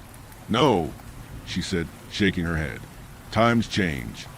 It was a stupid question, but I couldn't help myself. I waved goodbye, and that was that. I caught myself glancing out the living room window a couple of times before I headed to bed that night. I could see Julie in her window, putting up decorations, a couple of framed pictures, curtains, a couple of lamps and candles, and finally, a pot housing a tall, blue sunflower. Unusual. I'd had a huge crush on Julie in high school. I thought about asking her prom, but James got there first. I ended up going with Margie H., who was more interested in using me as a dress-up doll rather than a boyfriend. There was a lot of do this. It's cute, and don't do that. It looks weird. She ended up spending most of the night with her friends across the room. James and Julie, on the other hand, only had eyes for each other, slow dancing under the disco ball to all the greatest hits of the 90s. But there seemed to be no James around anymore. Perhaps it was just like she'd said, times change. But looking back at that night, I couldn't imagine the two of them apart. Not for a moment. I tried not to bother Julie and her daughter for a couple of days. I thought about heading over to say hi someday, but I figured they needed some time to get settled. I was probably overthinking it, but I didn't want to give a bad impression right off the bat. It's one thing to be helpful. It's another thing entirely to be creepy about it. And you don't want to mess things up with someone you're going to see across the street for years, maybe decades to come. I wondered about her daughter, Danny. I was yet to actually see her. I had to leave for work so early that I'd never Julie take her to daycare, and by the time I got off work, they'd already come back home. Julie wasn't letting her play in the front yard. Then again, maybe that was by design. You don't want your 4-year-old to run amok near a busy road. So I tried to keep my curious eyes to myself and focus on my own life. But after months of empty inboxes and being ghosted on apps, you start to cling to whatever light in the dark you can spot. And I couldn't help but to think that maybe a light had moved in just across the street. One day, as I came home and browsed my mail, I noticed a letter addressed to Julie. She had a different last name. It took me a while to connect the dots. She had James' last name. Given how she had a wedding ring, I couldn't help but consider that maybe they were still together. Either way, I had a misplaced letter to deliver. I made my way across the road and knocked. Julie opened, holding a phone to her ear, talking to someone. I handed her the letter in silence, and she rolled her eyes apologetically at me. She wasn't in a very enthusing conversation on her phone, apparently. She mouthed, "Thank you," back at me. As I turned to leave, she put her phone down for a second. "Hey, would you mind helping me with something?" I turned to her, raising an eyebrow. "I need some help with Danny's room. I'm useless with electronics." "I'll give it a go, sure. Thank you so much. Drop by tomorrow around 7 if you can, all right?" "Tomorrow, 7. Got it." She put her phone back to her ear and waved goodbye. I just stood there for a couple of seconds, tried to catch a glimpse of her through the window, but the only thing I could see was that blue sunflower of hers. The thing was tall, and it always seemed to be turned your way, no matter where you looked. It was downright creepy. The next day I went over to see Julie. My heart was thumping away in my chest a little harder than usual. I was trying to keep it cool and not get my hopes up, but there is something about an old crush that just taps at your heartstrings. I knocked on the door, peeking at the window. The sunflower was still there, and I could have swore it was still turned towards me, even as I stood by the front door. Julie opened the door with a tired smile. She had this pink blouse with white lilies and a pair of slightly too big jeans. She had some makeup on, I noticed. Just got back from work, she said. Come on in. She'd done a lot to place. Pictures of her and James on the wall. All carpets were out. Birthday cards on the fridge. Guest towels in the downstairs bathroom. She'd put in some work. You've been busy, I said. Is Danny doing okay? Oh, yeah, better than me, that's for sure. I looked over the wall of framed pictures. Julie and James at the Grand Canyon. Julie and James dressed up for Halloween. Julie and James at their wedding. James' light hair was a nice contrast to Julie's dark mahogany. I don't see any pictures of Danny. There used to be plenty, Julie said. These are the only ones we could keep. Sorry to hear that. I looked at Julie, who nodded her head matter-of-factly. I could tell I'd struck a nerve.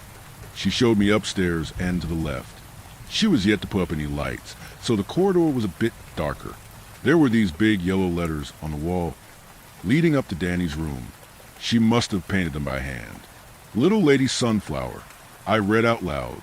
I call her that all the time. The first time I said it, I had this cold.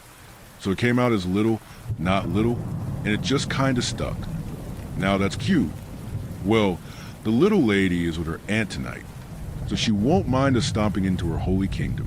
Danny's room was as classically girly as girly things get. A well-made pink bed, pink curtains with white stripes, toys and dolls and stuffed animals, picture books with horses and nature and cute animals. It was all very neat though. Either Danny was the most organized for a year-old in the world, or Julie had taken some time to clean up before I got there. There were a lot of little things to go through. Julie needed help running an Ethernet cable along the wall. It took some time to set up, but it felt nice doing something with my hands. Then she had me change a couple of lights that she couldn't reach. I didn't ask her about it, but I found it strange that she wanted UV lights in her kid's bedroom. Julie brought out a couple of boxes. The final items on the agenda. Cameras. It's just been me and Danny for a while now, she explained. I get nervous. Hey, you're the parent. Ain't no shame in being careful. I'm glad you understand. She had me set up 2 cameras in the bedroom, one overlooking the hallway, and one overlooking the bedroom window. I helped her set up the Wi-Fi and showed her how to access the feed and recordings. It was simple stuff, but not very high quality. Having helped her out, she made me coffee and sat down to have a chat in the kitchen.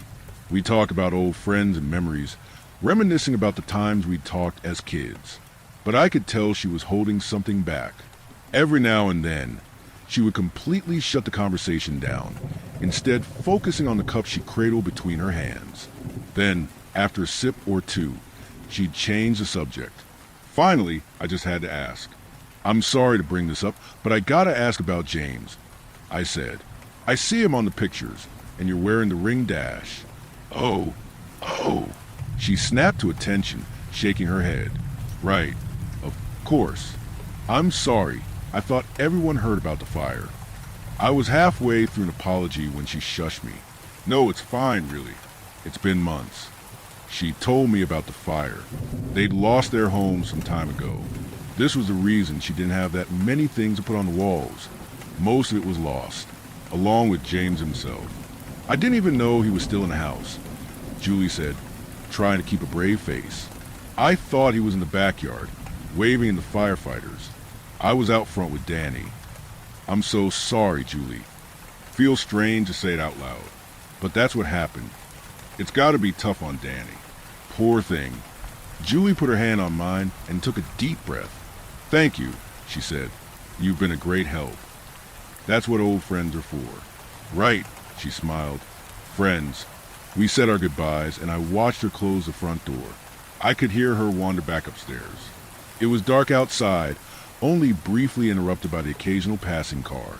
People coming and going, paying no attention to the love-struck man gawking at the widow's front door. I snapped out of it, giving it one last look before I called a night.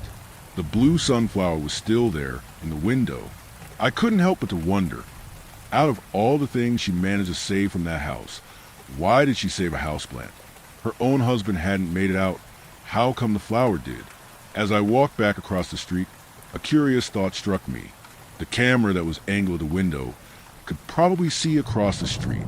She could see me right now. Why do you need a camera for the second floor window anyway? Especially for a window that can't be opened. Wouldn't it be better to have one by the front door? Over the next few days, I met Julie a couple of times. I came over with a bottle of red wine as a late housewarming gift, and she came over with some leftovers. She made this mouth-watering sausage stroganoff that kept your stomach warm all day. She also made her own snacks, like peanuts and sunflower seeds, lightly salted and honey-roasted perfection. After a few weeks, it was rare for me to go a full day without seeing her. And yet, I hadn't met her daughter. Danny was always busy with something. Sleepover at a friend's house, staying with her aunt across town, going to bed early. There was always something, and I was yet to see a picture of her. I asked Julie if she could show me her phone once, and she promised she would, but she would change the subject and forget shortly after. But it was hard to be suspicious, and even harder to care. Julie was getting comfortable in that house, and it showed. There was a glow coming back to her. One day after work, there was a knock on the door, a longer one than usual, slower. Julie was standing there with one of my phone bills. The mailman had messed up again, and I reminded myself that I had to have a chat with him about it. Then again, I didn't mind the inconvenience of having Julie over every now and then. At first I thought she was just coming over to rush, but there was something to her demeanor that was different. She crossed her arms, but she wasn't reserved. It looked casual. "Did you enjoy the snacks I brought?" she asked. Danny loves the roasted ones. I'm a sucker for salty stuff. What about sweets? I thought about it, nodding as I made a mental list. Depends on the sweet. She grinned at me. I'm kinda sweet. It didn't take much more than a wink and a giggle for us to end up kissing. We made out on the couch as I fumbled for the remote control. I couldn't get in the mood with a Judge Judy rerun going ooh and ah in the background. Finally, as we made ourselves comfortable, I could let my heart go. Julie had this wonderful lavender shampoo that filled my senses, but there was something strange about her kisses. They had an almost chemical taste to them, like a tinge of ammonia. Maybe she just had a weird toothpaste. Somewhere in the awkward fumble of eager hands and skin touching skin, a whisper reached the back of my ear.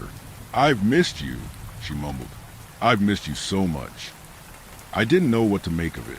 I think I tried to rationalize it as her wanting to be with me for a while.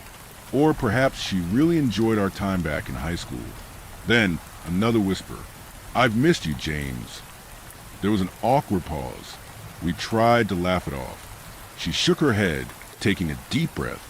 She tasted the words for a second and leaned in close. "Danny is with her grandma." I expected her to say something. Excuse herself, perhaps, but there was a trauma there, and we were both consenting adults. Mistakes were bound to happen. One thing would lead to another, and Julie didn't go home that night. I don't blame myself. I was lonely and stupid. Even before she moved and across the street, Julie had always been a bit of a girl next door in my mind. In one way, this was a dream coming true, but in another way, it just felt wrong. Nothing we did that night felt as true and honest as that one mistake she'd whispered into my ear. "I've missed you, James." The next morning, I woke up in a daze. It felt like I'd had too much to drink, but without the headache. The world felt draped in cellophane. I woke up in my room, alone. Julie was lucky she got out of the bedroom at all. I'd slammed that door pretty hard, and the lock was finicky. Maybe she had a knack for it. I could hear noises coming from downstairs. So I threw on some boxers and a bathrobe and wandered into the hall. I could hear Julie as she moved around some plates and glasses. And she was singing this tune, like something from a commercial. "You're my friend, I'll sing your tune. Setting sun to rising moon. I ask you, buddy, buddy blue, won't you be a sunflower too?" It was strange. I'd never heard that song before, and yet I knew the lyrics. I wandered down the stairs as Julie waved me to the table. She'd made grilled cheese sandwiches. I sat down by the table as she gave me a peck on the cheek. She handed me a plate and sat down next to me, cheerful as ever. "I made your favorite," she said. I didn't know this was my favorite. I smiled back. "Haven't tried it yet." I picked it up and held it. Then, something cold ran down my spine. These weren't my plates, and these weren't my glasses. She'd served orange juice, but I didn't have any in my fridge. This wasn't my kitchen. These weren't my windows. Not my chairs, not my tablecloth, not my house. Julie looked different.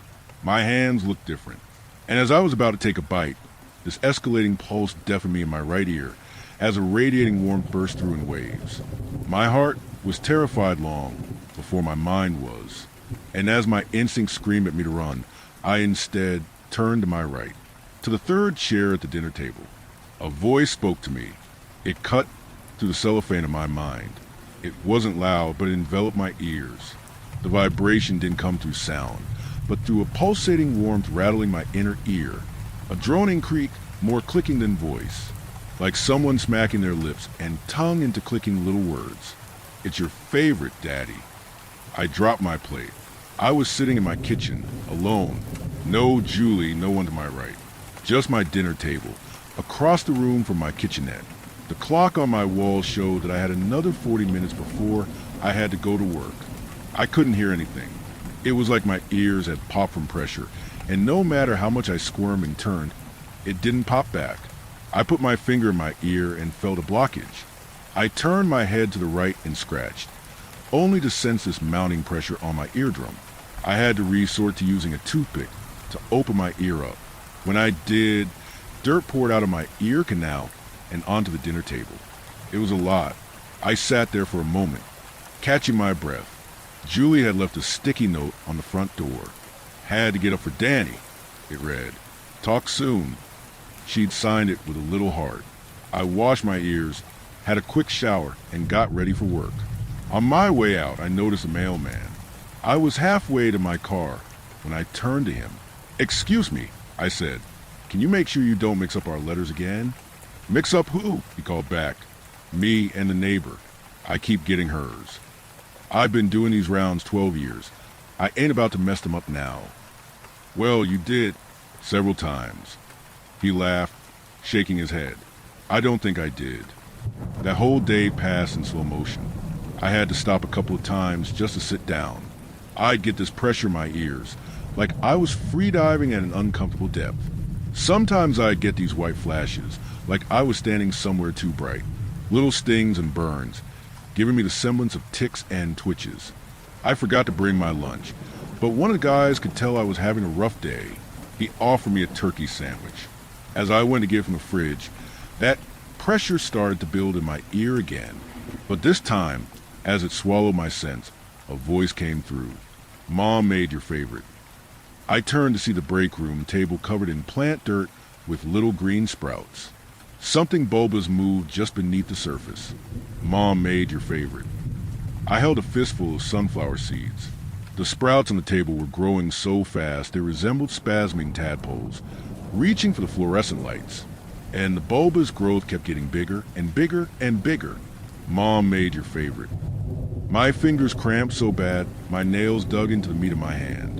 Blood mixed with the mush of a turkey sandwich between my fingers. I felt my knees trying to force my fingers open, but it didn't work. Two guys came running, trying to help me straighten my arm hand. They couldn't do it without risk of breaking my wrist, so they had to sit there with me and wait for a paramedic to come. It took a shot of muscle relaxant to get it loose. They had me scheduled for a doctor's appointment. I was sent home early that day. I hadn't taken a sick day since I started, so they could tell this wasn't normal. Things look different driving home in the middle of the day. You never see the sun like that usually. There are different sounds, different cars on the road. Makes it all feel unreal, like a bad dream. Coming home, I headed straight for the bed. By the time I woke up, it was dark outside. Walking downstairs, I noticed a letter by the door. I must have missed it. There was a post-it attached. "You didn't hear me knock." It read, "Just wanted to drop this off." I picked up the letter. Just a phone bill. Strange, though. Would the mailman really make that kind of mistake after I specifically reminded him? Did he do it out of spite? No, that didn't seem right. I had a curious thought. When I helped Julie set up the camera in her daughter's bedroom, she'd given me access to her Wi-Fi. I'd also set up the password. I had no intention of spying on her, but if one of the cameras caught the view of the mailman, I could see if he really messed up that bad, or if he'd done this to mess with me. The feed reset every 48 hours or so there'd be plenty of time to check. I sat down with my laptop. I had to find just the right spot at the edge of the living room, but I managed to get a weak signal of her Wi-Fi. I typed in the password, connected the camera, and rolled back the footage. I felt a bit bad about doing it, but there was no way she'd know. Sometimes we do things behind closed doors that we're not proud of. I checked the feed from earlier that day. I saw Julie leaving my house in the morning. I saw myself walking out, heading off to work, having a quick conversation with a mailman. I then saw him watch my car roll out of the driveway and walk up to my house, dropping a letter through the door. That couldn't be right. I kept watching. Julie came back out of her house, holding the pot with her blue sunflower. She put something into my front door and it swung wide open. She grabbed a letter, looked inside, and then entered. According to the feed, she was inside my house for over an hour. She came back out, still holding the pot with the blue sunflower. She hurried across the road and back into her house. A few minutes later, I saw her inside her daughter's bedroom, still holding the plant. I could only see her in the corner of the feed, caring for the plant, watering it, tending to its leaves. Then she turned on the UV lights. I fast-forwarded.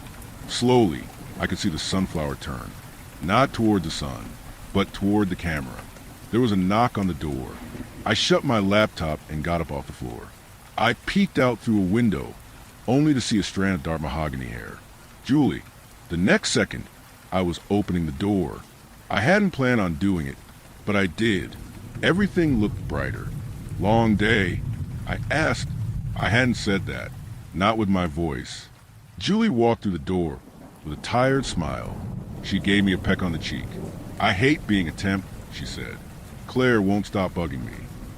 She'll come around, I said. She seems like one of the good ones. I didn't know what I was saying. I didn't know any Claire. We sat down by the dinner table. I don't remember making pancakes, but they were on the stove.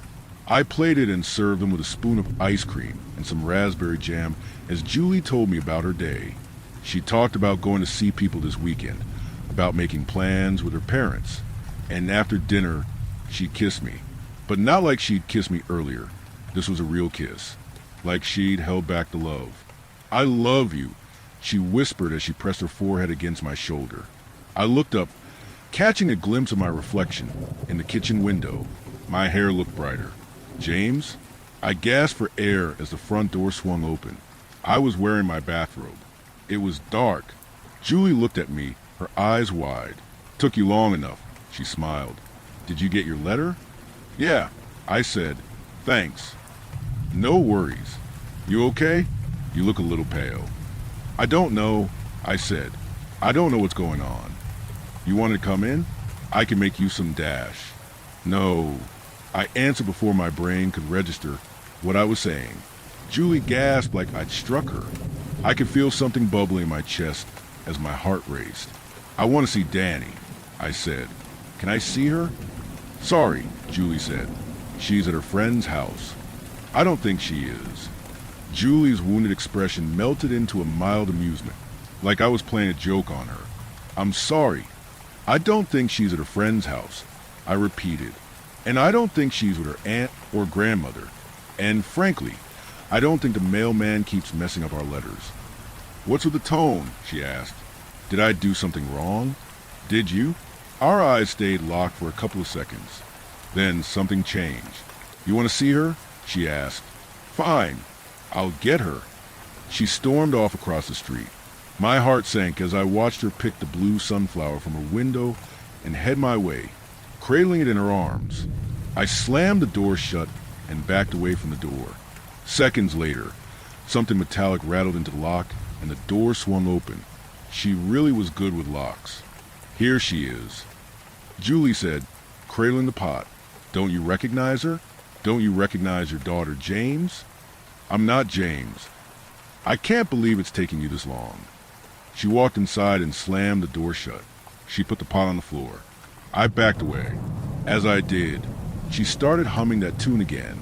That melody. You're my friend, I'll sing your tune. Setting sun to rising moon. I ask you, buddy, buddy blue, won't you be a sunflower too? Something ruptured in my head. My right eye went red and blind as a stream of blood poured out of my nose, burning my senses with a sting of copper. I closed my eyes, only for an unnatural vision to come out of the dark. How I backed away from Julie, in another place, in another house. Memory of a voice, but not my own, speaking from inside my mind. It's not a child, Julie. We can't keep living like this. She's yours, James. Everything that stands between you and this family is you. I want to be a father, not a fucking gardener. Flashes of pain. Memories of tears stinging behind my eyes. Late night talks. Checking the bathroom trash to see if she was still throwing up sunflower seeds. I was back home, making my way up the stairs. Julie was downstairs. The pot was still on the floor.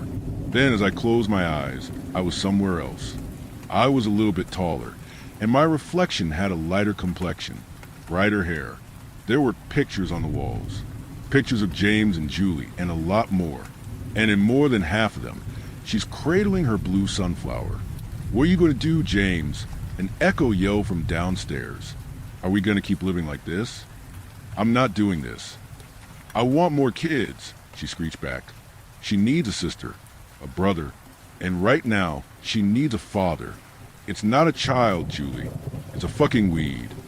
I birthed her, blinding light, an operating room, holding Julie's sweaty hand as her nails dug into my skin. A terrified nurse falls to her knees. Her hands are covered in dirt and blood. A doctor holds what looks like a blue walnut. It fits in the palm of his hand. It has a pulse. I scream until my lungs ache, but Julie smiles. 100 nights of smashing pots and throwing that fucking plant in the garbage, only for it to come back brighter, stronger, bigger in the morning. Every touch and kiss from Julie came with that one nagging thought, that she was just using me to bring more of them into the world. Every whisper of venom, cutting through my heart, until one day when I stand alone in our bedroom with a lit match. It smells of gasoline. You'll come back, Julie says from across the hall. She'll bring you back. And I don't care.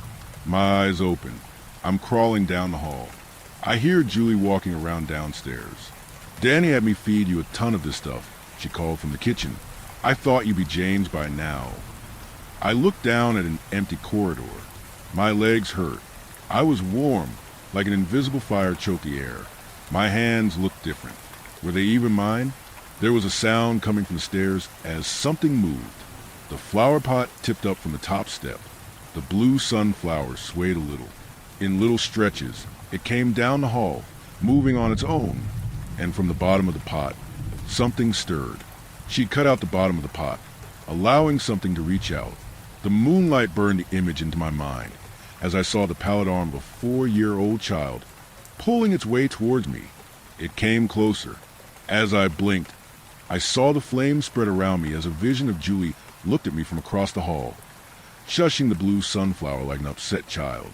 I blinked again. The pot was closer. The sunflower was just outside my bedroom door. The deep navy blue of its petals rattled with excitement as white dirt-covered grub-like fingers pressed into the floor, pulling itself forward. I was burning, and I was not, but I did exactly what James had done on that fateful day. Despite the fire, the pain, and the uncertainty, I kicked the door closed. It slammed shut with a bang. Something touched the knob, but it didn't budge. The lock had jammed. Something pounded on the door, louder and louder, but it wouldn't budge. I blinked. Then go ahead and burn. Julie cried out, "Burn, James. She'll bring you back to me, and it all starts over again." I blinked.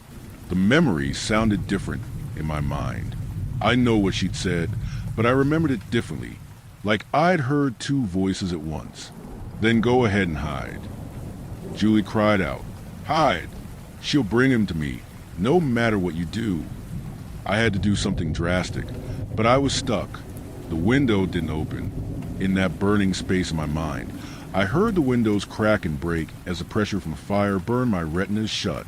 And in this place and time, I wrapped my hand in my bathrobe and smashed my bedroom window. 2 cracks in the glass echoed behind my ears. Without shoes or a shirt or a plan, I tumbled out the broken window, and in another world, a part of me still burned to the sound of Julie humming that one tune, over and over and over. I landed hard. I cut my leg and foot on broken glass. I lay there, watching blood pool around my ankles. The neighbor's dog was barking. They must have heard the screaming. There was something moving in my blood. Tadpoles? Bean sprouts? Seeds? Someone called out to see if I was okay. Someone that wasn't Julie. And before I passed out, I saw her around the corner, looking my way. She wouldn't have time to do anything. Her voice faded as my fingers ran cold and my vision dark. She'll bring you back, James. If not now, then later. She turned and walked away.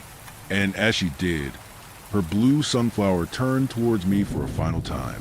I think the blood loss saved me. It got out some of whatever poison she put in me. She set her house on fire and disappeared that night. She left most of her things behind to burn. I was stitched up and took some time off work. Weeks later, I would still get these occasional flashes whenever I sat down at the dinner table. I'd see Julie sometimes. She would laugh and smile.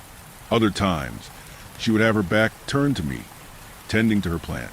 I moved out not long after, somewhere closer to work. It's hard to pretend this didn't happen, but it's even harder to explain it to someone who doesn't believe it. But I know what I saw. I know what I felt. For a moment, I was James, and if I'd been just a bit less careful, I would still be James. Maybe that's all I'd be. But a couple of weeks ago, I got something in the mail that proves I'm not out of my mind. It was an unsigned greeting card. Someone must have dropped it off by hand. "Congratulations," the colorful print read. "You're going to be a dad."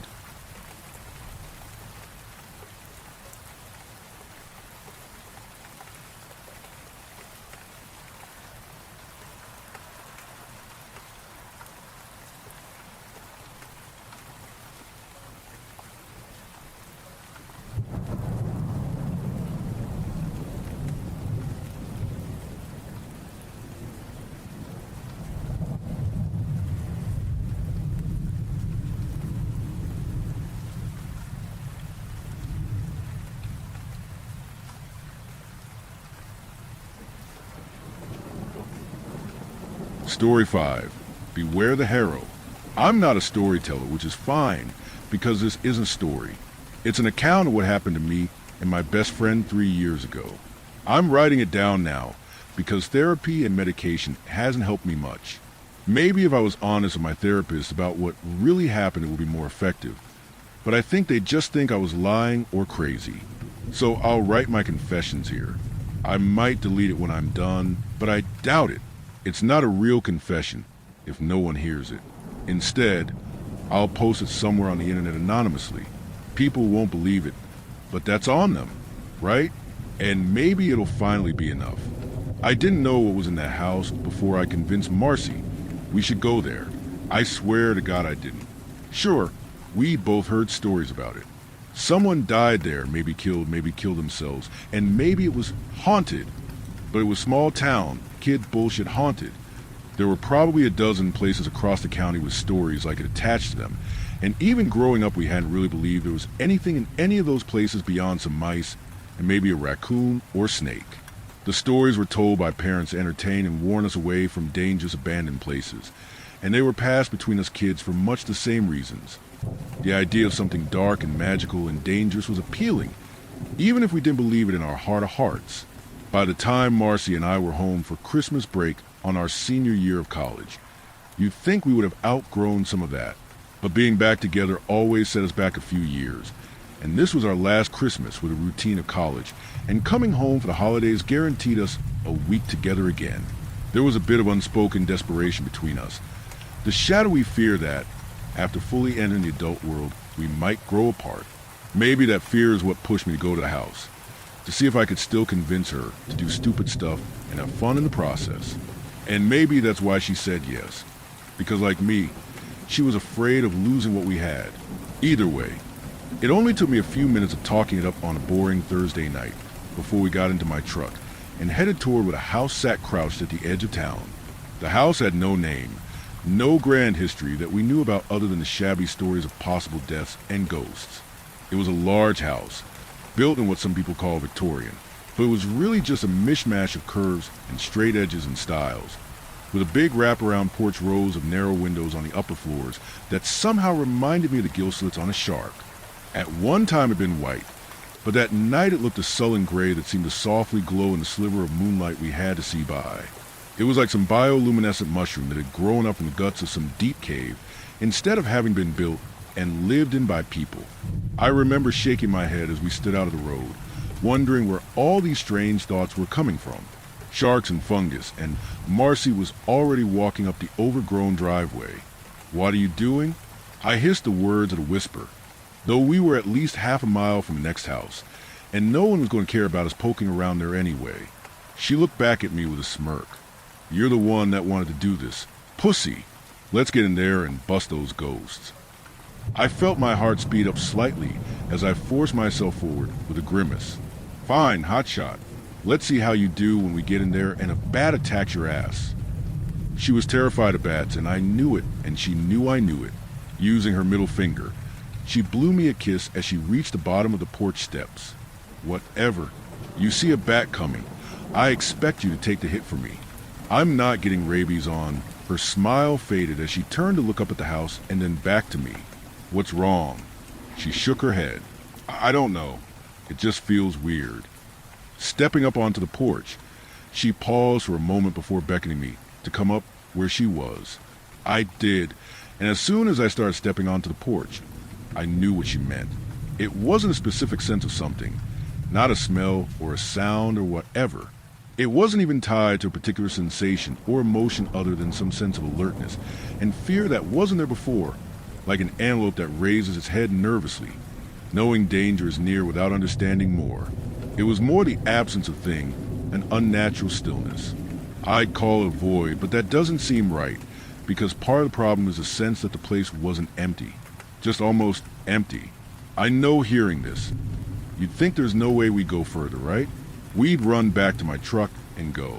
Except everything I'm describing now is my interpretation years later, based off of memory and hindsight. At the time, I don't know. Maybe it was us being stupid or too cynical, or not wanting to look scared in front of the other one. Maybe we were being drawn in. All I know for sure is that when I met Marcy's eyes and nodded that I felt it too, neither of us mentioned leaving. Instead, we just held hands and walked up to the front door. The door was made of thick wood, strips of faded red paint running down, and pooling its color around a rusty brass latch handle that I felt myself hoping would be locked. But of course not. The latch pushed down with the slightest press of my thumb, and when I pulled on the door, it opened easily with a soft, dusty squeal. Is this trespassing? Is this a crime? I looked over to see a mixture of worry, hope, and fear on Marcy's face. She wanted me to say yes as much as I wanted the door to be locked. Instead, I shrugged. I mean, we don't have permission, but whose property is it? No one lives here or keeps it up. Does it count as trespassing when it's abandoned? Maybe technically, but I left it hanging, waiting for her to pick up the thread. I honestly think if she'd bit just then, I'd have left. Instead, her shoulders slumped a little and she gave a shrug. "Yeah, I don't know. I guess let's get this over with." Getting out her flashlight, she shined inside, lighting up a long, empty entry hall with doors along both sides. Tightening her grip on my hand, she pulled me inside. The hall gave me some hope at first. It wasn't clean. There were thick layers of dust and dirt everywhere. But there was no junk, no signs of disrepair, not even dead bugs or mouse droppings that I could see. Marcy noticed it too and poked me in the side. Isn't this weird? I glanced at her and then back to the roving pool of light from my own flashlight. What? It's so clean. I mean, not clean, but empty. How isn't there any trash or roaches or whatever? I shrugged. Yeah, I don't know. Maybe they're further in. She snorted. Yay. Shining her light to the right, We headed into the first doorway. It was immediately clear that it wasn't empty, but that it wasn't junked either. It was full of dusty furniture that seemed to be in good condition, except everything was upside down. The table, the chairs, the sideboard, even the oriental rug in the center of the room that much of the other furniture rested on, had all been flipped upside down, and not in some jumbled pile, but with everything pretty much in the same positions they'd be if they were right side up. It was so odd that I found it disorienting, my mind trying to reconcile what I was seeing while coming up with some explanation for why it would be like that. Why is it like this? I heard an uncertain tremor in Marcy's voice. I shook my head. I don't know. I mean, the furniture is kind of weird, but why did the rug like that too? I saw her nod out of the corner of my eye as she started backing up. Let's try a different room, okay? I didn't argue as we passed back into the hall and across to the other side. This room was empty too, except for two dark blotches.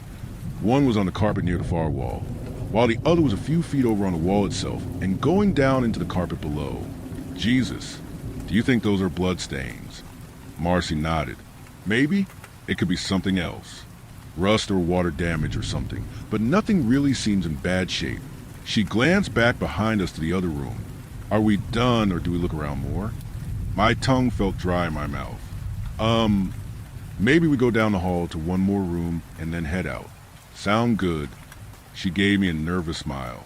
Sure, let's just hurry. We stuck to the left side of the hall, and this time we found what had once probably been a normal living room. It had a sofa, a recliner, and a couple of tables, and across from that was a television, one of those giant rear projection TVs that was probably really nice 30 years ago. All of it was sitting upside down. The furniture, the rugs, even the pictures on the walls were all upside down. We stood there together, moving our flashlights around and staring in growing confusion and fear at what we were seeing. None of this made sense. Some of these things, the angles they were sitting at, it didn't even make sense that they'd still be sitting up at all after so long. The dining room chairs had at least been partially propped up against the legs of the table, but here, I didn't know how the recliner and TV were even balanced like that. Marcy squeezed my hand hard. Let's get the fuck out of here. I didn't argue, and we immediately backed out of the room and turned to head to the front door, our lights flashing across the walls of the hallway as we prepared to run out. In those streaks of light, I saw several things at once. First, the front door, which we'd left open, was now shut. Second, something was written on the inside of the door, though it was too far away to read. Third, I saw someone move at the edge of the darkness. I pulled on Marcy's hand to make sure she didn't start forward as I leaned closer to whisper, I think someone is in here with us. When I glanced at her, she was still staring forward, moving her flashlight around, but she gave me a quick trembling nod as a single tear ran down her cheek. Do we try to go out the front, or? She nodded again, her voice barely audible. We don't know what's farther back. We try the door, and if it doesn't work, we break a window and climb out. Giving a small shudder, she added, the room with the stains. We can use our flashlights. The other one is where it was standing. Heart pounding in my ears, I nodded and gave her hand another squeeze. You stay here and look out while I go get the door open. Marcy looked at me with a frown. No, we go together. Stay together. With that, she pulled me toward the front door, shining her light into the dining room. And when we didn't see anyone there, she shined around behind us. I reached out for the door as my eyes landed on the words, scratched into the white paint on the inside. Beware the harrow. It made me hesitate for a moment, but I pushed all my questions aside and grabbed the knob, turning it hard while yanking at the door. It didn't budge. What the fuck? It's coming. Marcy's voice was right behind me, still a whisper, but high and terrified. I looked behind me, past her, but I didn't see anything. What? Where? I yanked and twisted the knob again, while still trying to see what she was talking about. It's, oh God, it's reaching out. My body was vibrating with adrenaline, and I could hear the static of fear wanting to become shock crackling in my ears. Marcy, I don't see it. She let out a gasp and started coughing hard, a deep, hacking cough that doubled her over as her light bounced around the walls. I reached out to her, eyes looking everywhere, as my other hand gave one last desperate tug on the door. It opened easily out into the world. Grabbing Marcy, I ran her outside and back out to the truck, getting her in and buckled before going around and getting in to drive. She was still coughing, but only a little now, and she hadn't said anything else. When I asked her if she was okay, she just nodded without looking up at me, and I decided it was better to get away and then ask her more questions after we were somewhere safe. So I drove us back into town. I thought about going to my house or hers, but I didn't want to wait that long to check on her again. Pulling into a well-lit gas station, I parked in front of the store and looked over at her. "Are you okay?" She sat silent for a few moments before turning to look at me. "I don't think so." Her voice sounded hoarse, and her eyes were wet, though I wasn't sure if it was tears or just from coughing so hard. "Do you think you're sick? Like you're having an allergic reaction to something?" Reaching up to scratch the back of her neck, she shook her head. "No, it's not like that. I saw that thing coming towards us." I nodded, reaching out to touch her arm. "I know. I couldn't see it or find it, maybe, I don't know. It all was so fast." "What was it?" Still rubbing her neck, she shrugged. "I don't know. It was like a shadow or like a dust cloud, except it was moving itself and it had a shape that kept changing. Like, it was a thing, not a cloud." And her lip began trembling again.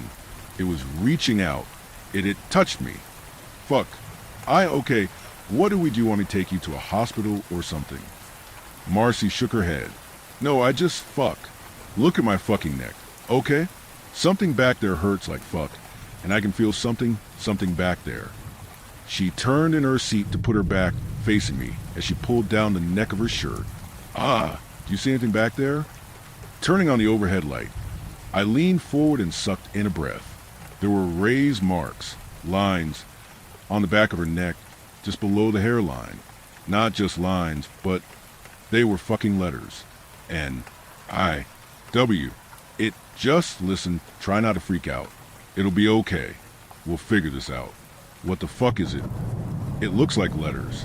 N-I-W. I don't know what it means, and the N is turned wrong, but they look like letters in your skin, like rays from your skin. She was breathing fast, panic breaths now. What the fuck? Oh, God. I don't know. We need to take you somewhere. Get help. You're sure it's letters, not just a scratch or a rash? No, I mean it really looks like letters. Either N-I-W, or if it's backwards, it could be win. She froze just then. It's backwards. Because, oh God, I can still feel it. It's writing from the inside, and I can fucking feel it. Oh Jesus. Oh no, we have... Marcy jerked, and I reached out to touch her, comfort her, help in some way, though I didn't know how. But then I saw it and my hand froze. Something inside, pressing outward, making its mark as it drew another letter into her skin while I watched. What is it? What is it writing? Everything was static to me now. I could barely think, barely hear, barely do anything except try my best to not jump out of the truck and run. Fuck, it's an E. It looks like a fucked up E. Do you want to go to the hospital, or where? My eyes were still transfixed to her skin bulging out as the last of the lines of the letter were drawn against her insides. This had to all be a nightmare. None of it could be real. I saw a sudden change in Marcy as she shifted back to sitting normally in the seat. Her breathing was quiet now, and when she spoke, her voice was hoarse but calm. "No, I can go home. I think it's okay now." I frowned, my worry and concern pushing through my fear for the moment. "Are you sure? That's not normal." Marcy shrugged. "Probably just stress. The body can do weird things when you're really scared or stressed. If it's not gone tomorrow, I can go to the doctor then." I should have pushed harder. I knew that I should have. But I also knew what I'd just seen, and in that moment I was so scared I just want to see her home safely and run away. Wake up the next day and have it all be a bad dream. So instead, I took her home and let her out. She walked away without another word, up the well-manicured walk to her parents' front door. I almost called out to her, told her to come back, but I didn't. I was too afraid, so I didn't. Instead, I went home, And for hours I sat alone in my old bedroom with the lights on, going between wanting to text or call her, and being scared she'd call or text me instead. It was nearly sunrise when I finally fell asleep, and a couple of hours later I woke up to my mother on the phone, talking loudly and starting to cry. After I left her, Marcy had went inside her house. When the mailman came by the next morning, he saw the front door was open and what looked like bloody footprints leading out of the house and into the world. He called the cops, and when they went inside, they found what she had done. Her parents were in the living room. Her little brother was up in his bed. All three ripped open and hollowed out like you might feel dress a deer. Outside of those bloody footprints, they never found a trace of her again. They talked to me about it, of course. They talked to everybody. For my part, I told the part they believe, that we'd gone out riding around, and then I dropped her back off at home. She hadn't said anything about hurting anybody, and I hadn't known she was going to do what she did. All of that was true. I didn't tell them about the abandoned house we stopped at, or the thing that had lived inside, about what happened to my best friend, about how I abandoned her once I truly understood, because Marcy had been partially right. The letters were backward to me because it was writing from the inside, but it wasn't writing nonsense, and it wasn't writing wind or wine. It was giving me a warning that, like everything else, was upside down.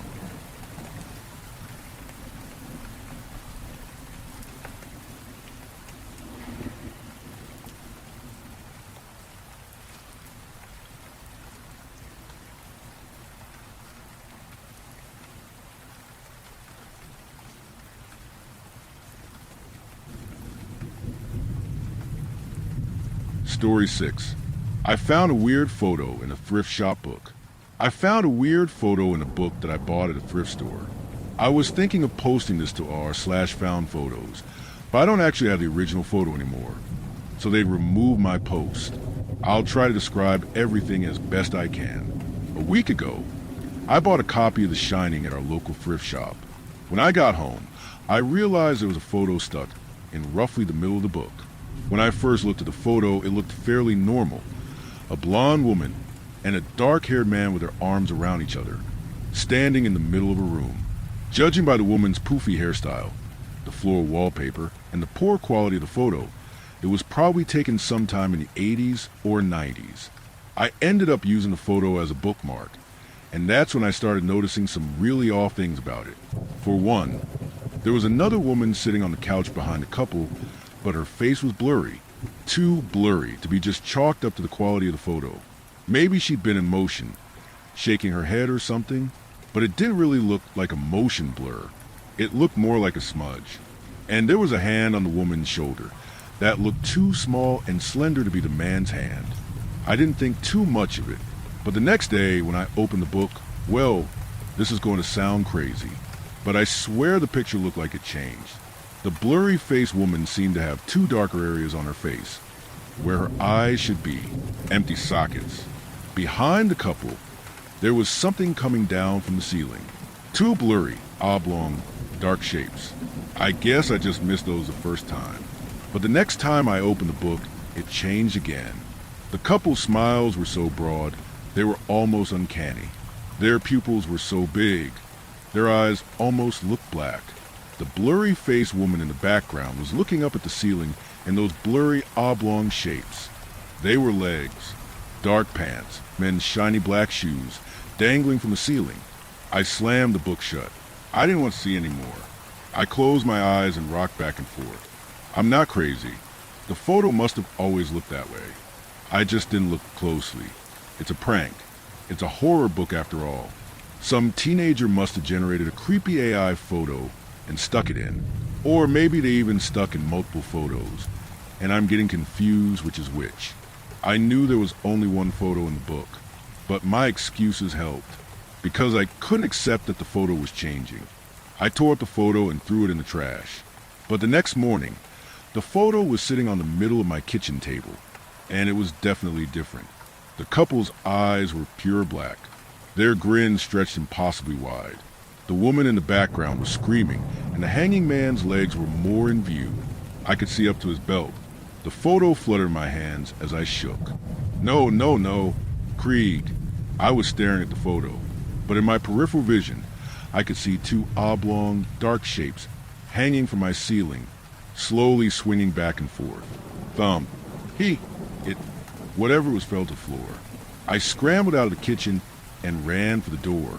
As I ran to the living room, I saw a woman in the corner of my eye, sitting on the couch, mouth open impossibly wide, screaming. I grabbed the doorknob. Something clawed at my arm, but I burst out into the front yard and continued running. I didn't turn back until I was at the road. Just barely. I could make out the shape of two people standing in the shadows of the doorway. A man and a woman with black eyes. I looked down at my arm, the 4 scratch marks pooling blood. The next day I visited a little library. Shaking, I stuck the copy of The Shining inside, the photo neatly tucked in. My arm was purple with bruises and the scratches had turned an awful, necrotizing black. I didn't want to curse anyone else, but I also didn't want to die. So I'd scrawled on the title page of the book, "Pass it on."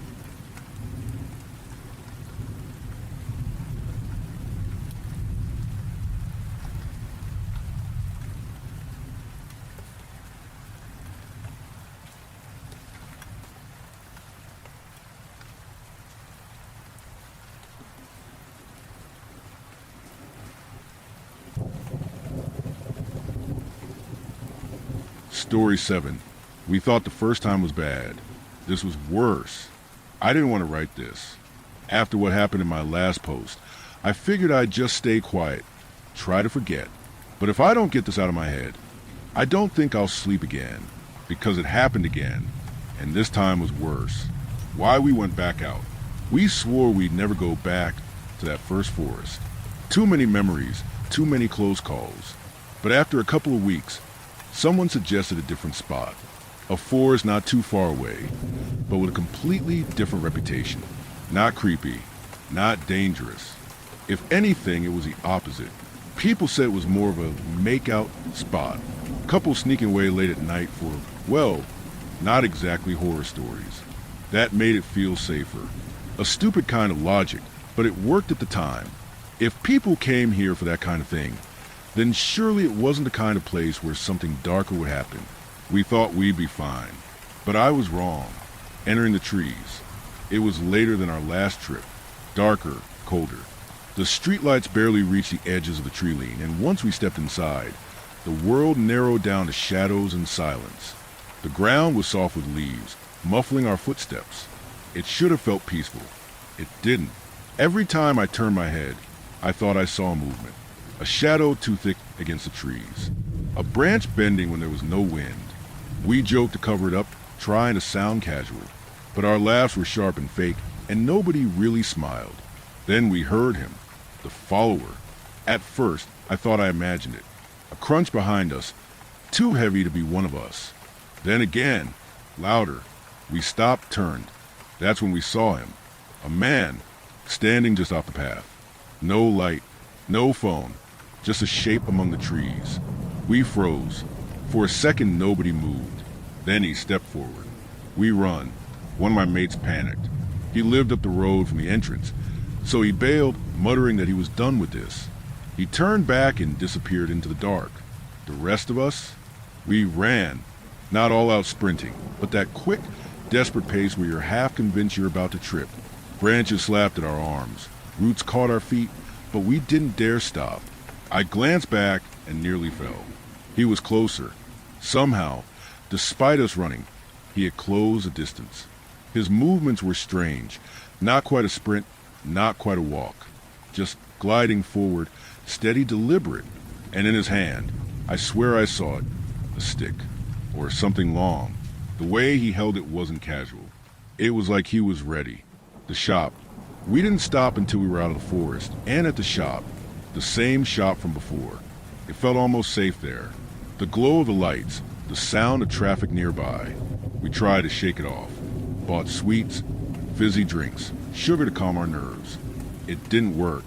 My hands were trembling so badly, I nearly dropped my change. But we pretended anyway. The football pitch. We headed to the football pitch, the same one from before. At least it was open, familiar. We sat there for a while, but the cold got to us. Eventually we went inside, grateful for the warmth and the lights. For a while, it almost felt normal again. But then one of my friends stood up, said he had to leave. He slipped out without much explanation. Minutes later, he came back, white as a sheet. "Guys, there's clowns." He wasn't laughing. His voice cracked, his eyes wide. He was shaking. Before we could ask anything, he ran out again, this time shouting into the night, trying to get someone's attention. We didn't even think. We bolted for the fire exit. The voice. The door slammed open, and the cold hit us like a wall. We spilled out into the night, our breaths clouding in the air. That's when we heard it. "Hello, boys." The voice came from the dark. Low. Calm. Too calm. I can't explain it. It wasn't just what he said. It was how. Like he already knew us. Like he'd been waiting. We ran. The sprint. We tore through the streets. My lungs felt like fire, my throat raw. But I couldn't stop. Jay, my mate with torn ligaments, couldn't keep up. He limped, fell behind, stumbling. I grabbed his arm, practically dragging him along as we both screamed at him to move.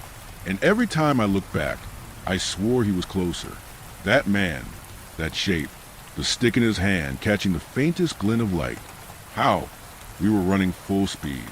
He shouldn't have been able to keep up. But every corner we turned, every glance over my shoulder, he was there. Not sprinting, not struggling, just moving. Smooth, steady, relentless. Back to the shop. We made it back to the shop, gasping for air, our hearts hammering. For a few moments, it felt like we'd shaken him, but none of us really believed it. The others split off, heading for home. Me and Jay stuck together for a while, but eventually we parted ways too. That's when I saw him. The man at the shop, behind the shop, a man, too still, just a shape, half hidden in the dark. I couldn't see his face. Couldn't tell if it was the same guy. Couldn't tell if he was holding the stick again. But I knew it was him. The run home. The walk from the shop to my house normally takes 10 minutes. That night, I did it in 2. I don't remember my feet hitting the pavement. Just a burn in my chest, the blur of the streetlights, the terror clawing at me from behind. When I slammed my front door shut, I collapsed to the floor, gasping, unable to catch my breath. What haunts me, I keep telling myself it was just paranoia, that maybe he was just some random guy, that maybe my friend was wrong about the clowns. But then I remember how he kept getting closer, how no matter how fast we ran, he stayed on us, calm, steady, holding that stick like he was ready for something. And I can't forget the voice. "Hello, boys." Not loud, not threatening, just knowing. And last night, when I looked out my window, I saw a shape at the corner of my street, not moving, just standing, a faint splash of white, a shimmer of red, and I don't think I imagined it.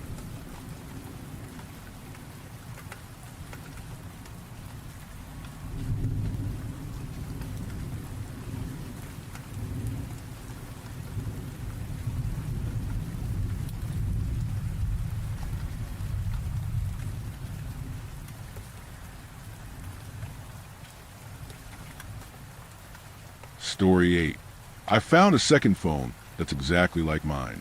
Then it started showing me murders. The phone was in the glove compartment of my car. I hadn't opened it in ages. I never kept anything important in there. But now that I was finally cleaning out my ride, I found it. It looked exactly like mine. Not just the same model. The screen crack was in the same place as on mine. The case matched perfectly. And even that damn fingerprint sensor was just as unreliable. This phone was identical to mine, except mine was in my pocket. So whose phone was this? I unlocked it. Same passcode as mine. Same apps. Even the social media accounts were logged in as me. Only one thing was different. A new app on the home screen, labeled, "For Oliver." That message was clearly meant for me, and I don't know why. But it made the whole thing feel even creepier.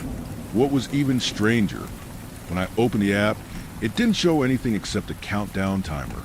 34 hours, 11 minutes, and 55 seconds. It kept ticking down, but what the hell was it counting toward?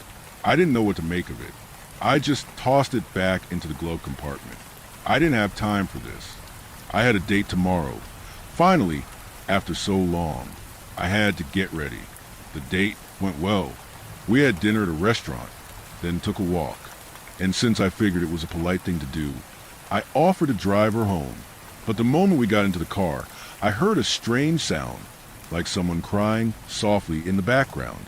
The girl looked at me and said she thought it was coming from the glove compartment. I could see on her face that she thought something was off. I opened the glove box quickly. The phone was there, the copy. It was vibrating, and the app labeled for Oliver was lighting up. Its ringtone, a choked, agonizing sound like a woman sobbing in pain. Before I could say a word, she jumped out of the car and hurried off. Perfect. Now, thanks to this goddamn phone, I probably look like some lunatic. I figured it was best not to chase after her. First date, after all. Didn't want her calling the cops on me for harassment or whatever. The phone wouldn't stop. The crying looped again and again until I finally unlocked it. As soon as I did, the app launched on its own, the one addressed to me, and finally, it went silent. The app looked like a photo gallery, but each album was locked with a timer, every single one counting down, except the first. That one simply said, "Unlocked." I stared at the screen, confused. What the hell is this? Then, though I wish I hadn't, I opened the album. At first, there were just images of a building, then a door, then an empty room, then another door, and finally the inside of that room too. The last few photos froze me in place. A bound woman lay on the floor, mutilated. Her head was missing. Various objects were stabbed into her torso. The floor and walls were soaked in blood. Total massacre. Grotesque, surreal, like I'd stumbled into the middle of a horror movie. Without thinking, I jumped out of the car and hurled the phone as far as I could. I never wanted to see it again. I just went home. That was enough for one night. It was Saturday, so I slept in. Finally, some much-needed rest, though those images still haunted me. What kind of sick thing was this, anyway? Groggy and half asleep, I stumbled into the kitchen to make breakfast and coffee, but my heart skipped a beat the moment I saw the table. A phone was lying in the middle of the kitchen table, but it couldn't be mine. Mine was still in my hand. It was that copy again. Same appearance, same every little detail, and yes, that cursed app was still on it, full of folders. One album had already been unlocked. The next, still locked for another 13 hours, 14 minutes, and 48 seconds. I had zero interest in seeing whatever horror it was counting down to. I grabbed the phone, opened the window, and was this close to throwing out from my 5th floor apartment. Surely it wouldn't find its way back from there. But then one thought made me stop. The phone was logging everywhere, to all my accounts. Even my banking app was open. If someone found it and looked through it, I'd be screwed. I figured the safest move was to wipe everything. So I reset it to factory settings. Finally, everything was gone. Or so I thought. The rest of my day passed quietly. I went grocery shopping, cooked, then played some video games. A typical Saturday routine. I was just putting away the leftovers when my heart nearly gave out. Someone was screaming, agonized, tortured wailing. I had no idea where the sound was coming from until I saw it again, that damn phone, lying on the kitchen counter. It was flashing, buzzing, and the app had activated again.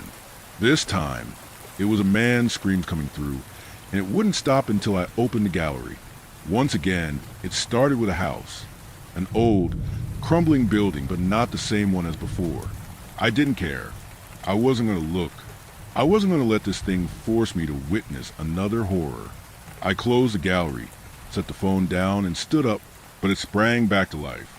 Beeping, buzzing, shrieking, and the screaming grew even louder this time. Panicking, I snatched it up again. Same app. Was this for real? Did I actually have to look at the images, or it wouldn't stop? I gave in. I looked. This time it was a man. Naked. Gutted. His face had been peeled off. All his fingers were missing. Chills crawled down my spine. Not just for what I was seeing, but from the terrifying thought that someone intended these photos specifically for me. At least the screaming stopped. I simply couldn't fall asleep. Those images haunted me. What the hell was this? What kind of sick nightmare was I in? By nightfall, I'd had enough. I grabbed the phone, smashed it to pieces with a hammer, and dropped it in a glass of water. It's not gonna screw with me anymore. But when I opened my eyes the next morning, there it was, lying on my nightstand, perfectly intact, right next to my real phone. Same model, same look, exactly like mine. I didn't have much planned for Sunday. I just wanted to rest. I had just started my daily routine when I heard a voice, a man's voice again. I couldn't understand the words, but the tone was desperate, pleading, suffering, wailing. It was that damn phone again, sitting on the little table beside my bed, screaming. I tried to turn down the volume, but nothing worked. The only thing I could do was open the app. Another album had unlocked. The new image set started with a building, and I recognized it. That place was near my workplace. A burned-out, abandoned apartment block no one had touched in years. I scrolled further, and there he was, a man tied to a chair. His tongue had been cut out, his eyes gouged. A screwdriver was jammed down his throat. It was a horrific sight, but what really shocked me, that man was my boss. Sunday afternoon, I had to calm down. I was completely panicked. I dropped by Robert's place. He's an old friend. I needed to talk to someone about the phone and the pictures. But when I tried to show him, the app wouldn't open. We tried everything. He looked at it by himself. I unlocked it and handed it to him. We looked together. I even tried showing to him through a mirror, but the moment Robert could see the screen, the app just didn't work. I didn't dare throw the phone away. It had just come back, or worse. It had opened for someone else, and I'd get blamed for all of it. I even tried calling my boss. He didn't pick up. I don't think I've ever felt this kind of gut-wrenching anxiety in my life. Robert works night shifts as a sysadmin, so he had to leave for work. I drove home alone. Nothing weird happened on the way back. I reached the elevator at the same time as my downstairs neighbor, a kind middle-aged woman, and her dog. They were just coming back from an evening walk. We chatted a bit in the elevator, and then a woman's voice echoed out. Wet, choking, guttural, like someone trying to scream while drowning. It was loud. The phone in my pocket buzzed and flashed. The woman didn't say anything else, just got off on her floor. I wanted to crawl into a hole and disappear. I was so embarrassed. When I got home, I quickly scrolled through the pictures. Didn't even want to look. Just another victim, a tortured woman. Before going to bed, I scrolled a bit on my real phone. As for the copy, I threw it in the toilet and flushed it. I'd had enough. Lying in bed, I kept reading the news, and that's when I saw the article. A brutal murder. Happened right here in the city. The building looked familiar. It was the first photo from the phone, the first murder scene. The next day was Monday. Work was hell. Bob, my boss, didn't show up. No one knew where he was. And me, I felt like death. Nausea, dizziness, cold sweats, and a crushing feeling that everyone around me somehow knew what I knew, that I'd seen what happened to Bob. I kept thinking about going to the police, handing in the phone. But what then? They'd blame me for everything. They'd think I was crazy, especially if I couldn't even show them the pictures. That afternoon, I went home, said I was sick. I just couldn't stay at the office. But one thought kept echoing in my head. I'll go to the next location. I'll see what's there. That same afternoon, I bought pepper spray and a stun gun. I had to be ready. I needed to find some kind of clue, figure out who's behind this, or what the hell this phone even is. The app said the next album would unlock later that evening. 6 hours, 42 minutes, and 22 seconds left. I was already on my way. The photos showed a factory building. I didn't recognize it, but Google's reverse image search helped. It was an abandoned industrial site on the edge of town. I was speeding toward it like a man on a mission. I'd made up my mind. I wasn't going to let this destroy me, and I had a plan. When I arrived, I saw it immediately, a light on in one of the upstairs offices of the factory. Someone was in there. That was the sign. I pulled out my phone and called the police. Told them a murder was happening.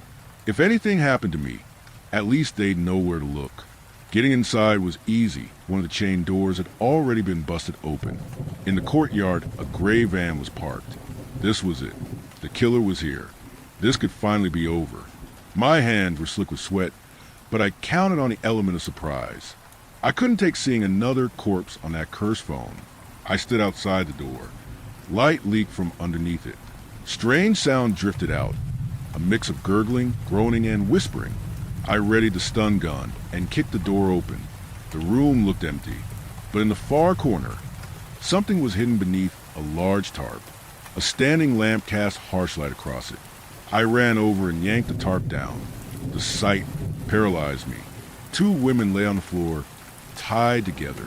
Their bodies were mutilated, their insides torn out. They'd been gutted like animals.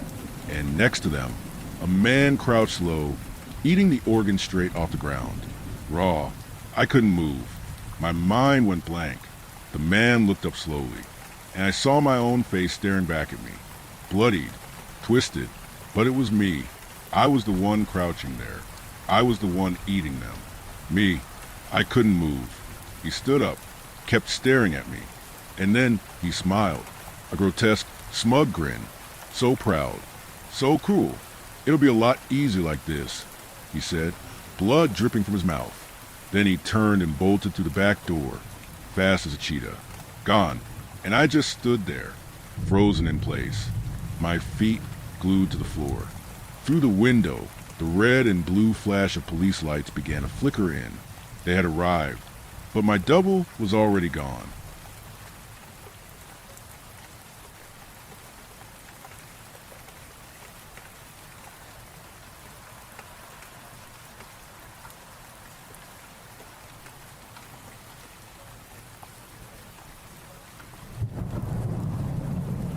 Story 9. I found out what causes the apocalypse. It's not what you think. I've been working on the production side of broadcasting in a major city for the last 10 years. I have a similar sob story as most people. Got a film degree, took a job to pay the bills, and got promoted in a position that's too good to leave, but so crushing enough to make me want to jump off the building. Like a lot of people, I shudder at the polarization of our country.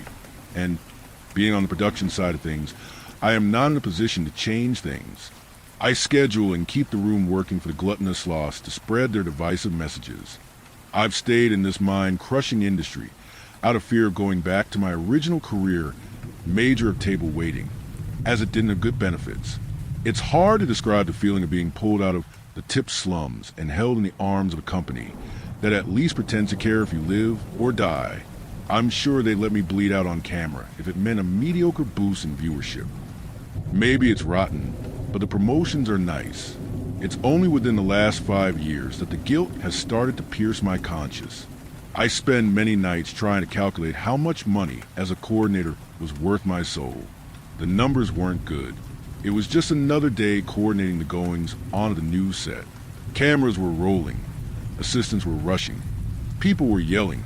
And the anchor was spouting crap with a grin you'd expect to see out of a pig that enjoyed the taste of its own vomit. The segment ended as usual with adulation, as if we hadn't heard any of this before. I ducked away from the barrage of handshakes and fake smiles, and took time in the corner to sulk. I had been feeling extra crappy this month, due to our shareholders visiting and my landlord raising my rent. It was nothing I couldn't handle, but I hadn't got a raise in almost 5 years and have had my rent risen 3 times. I took a deep breath and went to finish the hour. I began to clean as people cleared out and noticed a news anchor just fiddling with his tie. I tried to make myself seem scarce, but he decided to speak with me. Wild day, ain't it? I didn't look at him. Pretty crazy. I tell ya, people just keep getting crazier. What an asshole. It is a mystery. How much shit do I have to say to get the attention of these morons? It's not enough to make them mad. You gotta scare them. He shakes his head. I was annoyed but not surprised. You gotta do something to get the sheep's attention. I stopped loving myself a long time ago. Itcha, ain't that the truth? He took a hit of a weird-looking vape. You know, I've been watching you. You've been here a while, right? Been here 10 years. Started out as a PA and now a coordinator. He gives me the look of someone trying to buy a prize hog. You thinking of moving up in this field? You ever think of coming over to the journalism side of things? Thinking of what this dried up cigar filter did as journalism made me want to puke. I don't know. I originally wanted to direct movies. He laughed as if his stomach were about to make soup. You and every other starry-eyed person under the age of 40. Come on. You've been here a long time and became a coordinator. You could have found more work, but you're still here. He looked at me as if he stumped me. What made you stay here instead of working on films? The man asked pragmatic and spiritual question. I'm not sure if the existential part of my brain has the bandwidth. I originally got this job after college for experience. Honestly, I didn't plan on staying here past a year. I got nostalgic about my first year in this city. How innocence can quickly be squashed. Then things got a little interesting. Crazy stories, crazy elections, and enough civil unrest to always have party stories. I got promoted after 6 months and just got comfortable. I guess I have to feel like shit in 3 ways. He gave me a smirk. Comfortable? I would never describe my time in front of the camera comfortable. He took a drag out of his creepy vape and laughed. If you find this comfortable, maybe the world of alternative media is up your alley. The thought of this company being up my alley made me want to bang my head on the wall in the hopes that he'd lost so much of his humanity that he'd forget to call an ambulance and just let me fade away. I don't know. You should think about it. You have the look and attitude to be a good anchor. You might even be able to put some stories together. I struggled to keep my cool. It sounds interesting, but I'm not sure where I'm going. Think about it. We're looking for someone to train, and I like hiring people who know the business. I thought keeping to myself was a good way to not get promoted. Are these people that antisocial? I just wanted to casually take money from this company and pretend I wasn't. I figured I'd forget eventually. I don't know if I'll be here that long. We're willing to pay you a good package, well above 6 figures. He turned to face me directly, and it will keep growing. The pay raise is that dramatic after one promotion above me.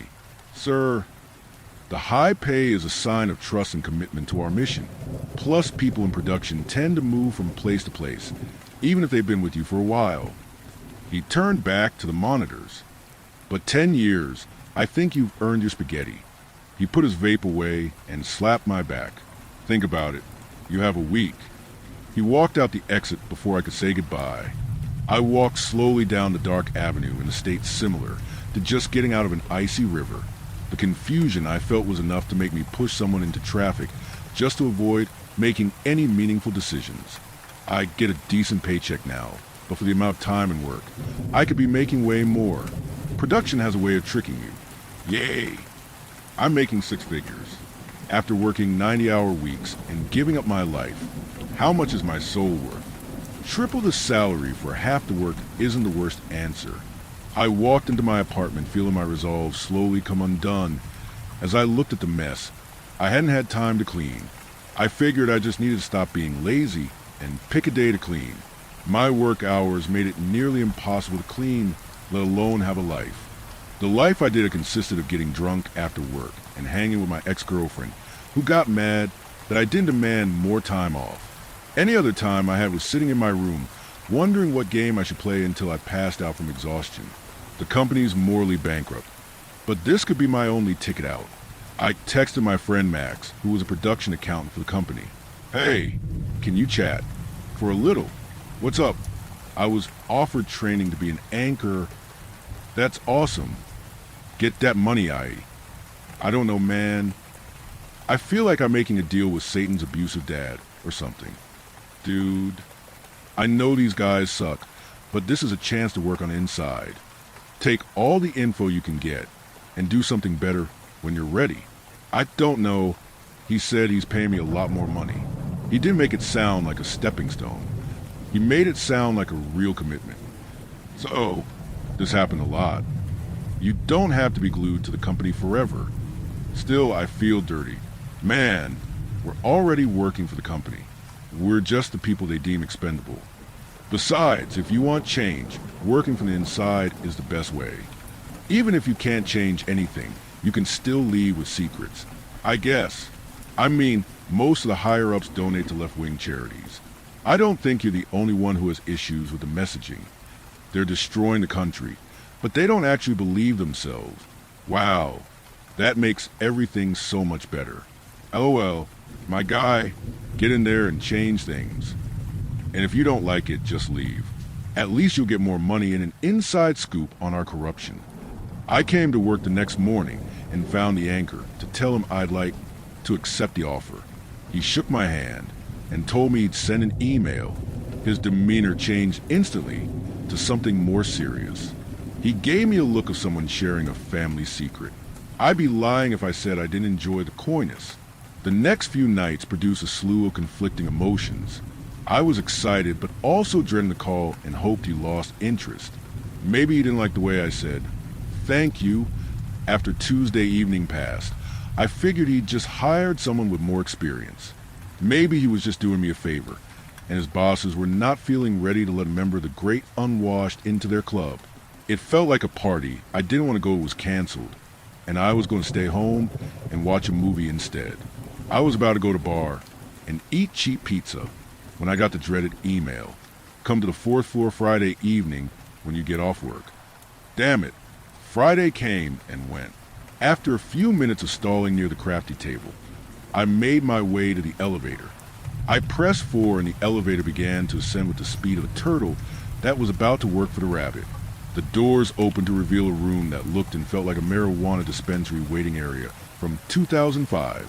The walls were blindingly white, yet you could see cracks from years of cigarette smoke and neglect.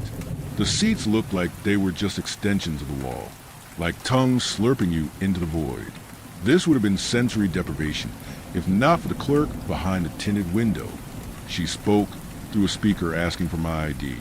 Without the excitement of pot, a place like this felt like a prison in the worst type of modern art painting. The only accessory I saw was a TV in the top corner hanging from the ceiling that looked like it hadn't worked since the mid-90s. The room was oddly silent. The silence was enough to give you auditory hallucinations, which, somehow, clerk's presence made worse. I sat 40 minutes in brain-splitting silence, trying to find any way to keep myself busy.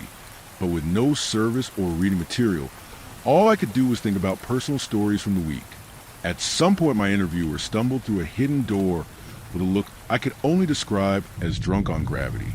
He gave his knees a fast buckle, causing him to slam onto the chair 1 foot from me. He fiddled with his glasses and papers and gave a crusty cough to announce the beginning of this interview. "Kevin, the name is George Gross."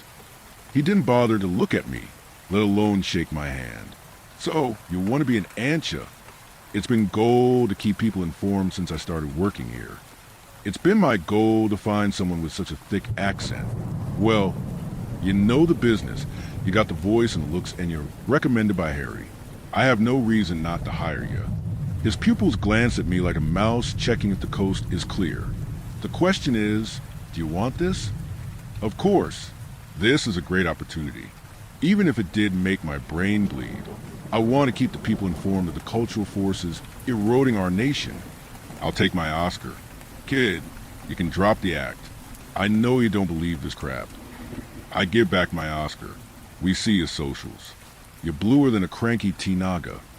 He sat up and turned his body to focus on me. I haven't believed the shit we puke out since the Bush years. His demeanor changed from deciding where to eat to deciding whether or not he wanted to play Russian roulette. Now, do you want this? It's a big responsibility. His static eyes made me rethink my decision a little. My buddy was right. Even if I didn't take this and went back to work in production, I'd still be working for the devil. Better to get more money and influence if I'm losing my dignity. I want this. George stood up, collected his things, and left back to the hidden door without so much as a nod. I was beginning to wonder if he had just lost interest in me. When the lights dimmed and the 90s TV in the corner blipped on, George walked out again. In the early part of 1972, Lenny Kingman, our media manager, spent most of his nights working behind that counter. One night, there was a ring at the desk. When Lenny came back, he found these tapes. George pulled a smaller-looking VHS out his bag. It took me a few seconds to realize I was looking at grungy Betamax. These babies wouldn't come out for another 3 years. No way to watch M. Lenny set him aside. Betamax was released 3 years later. Mystery tapes, huh?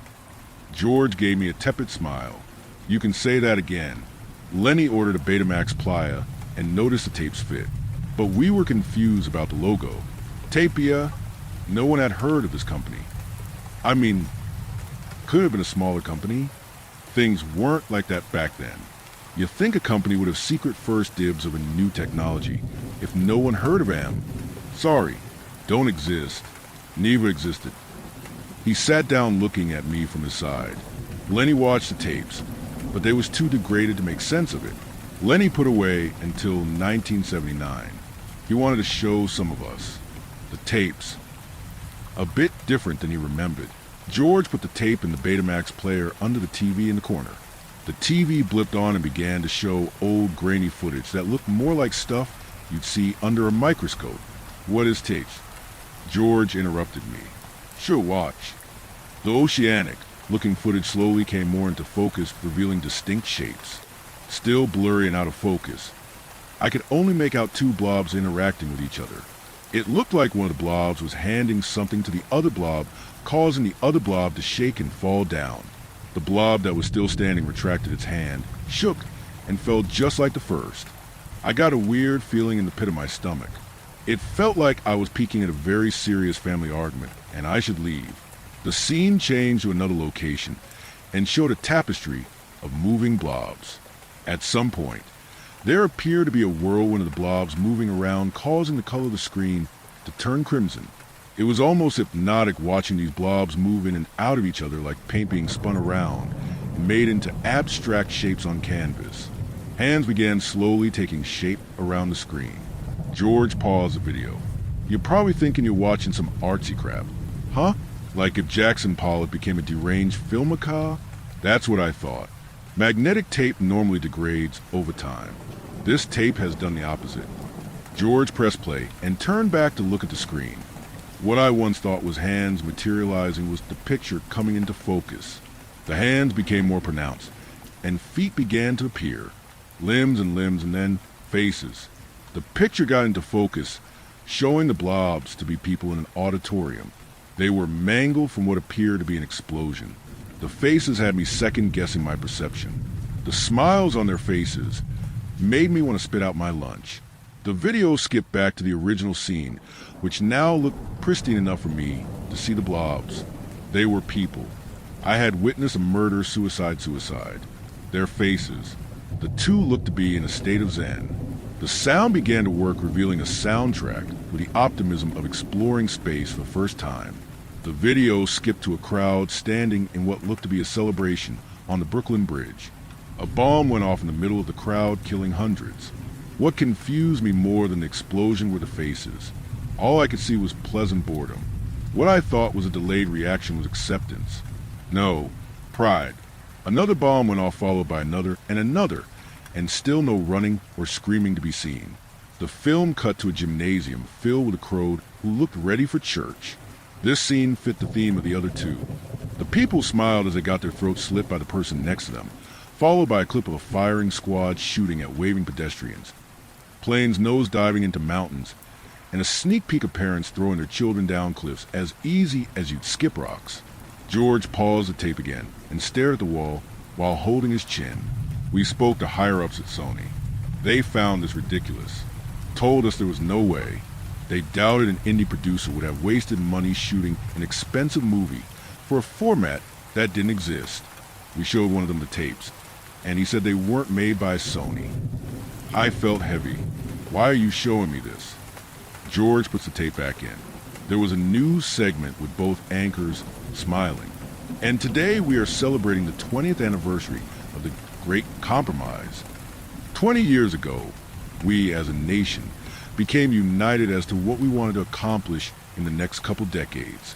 We wanted to preserve, to consume less, and to make our environment flourish, as well as spiritual enlightenment with our nation as it relates to the rest of the world.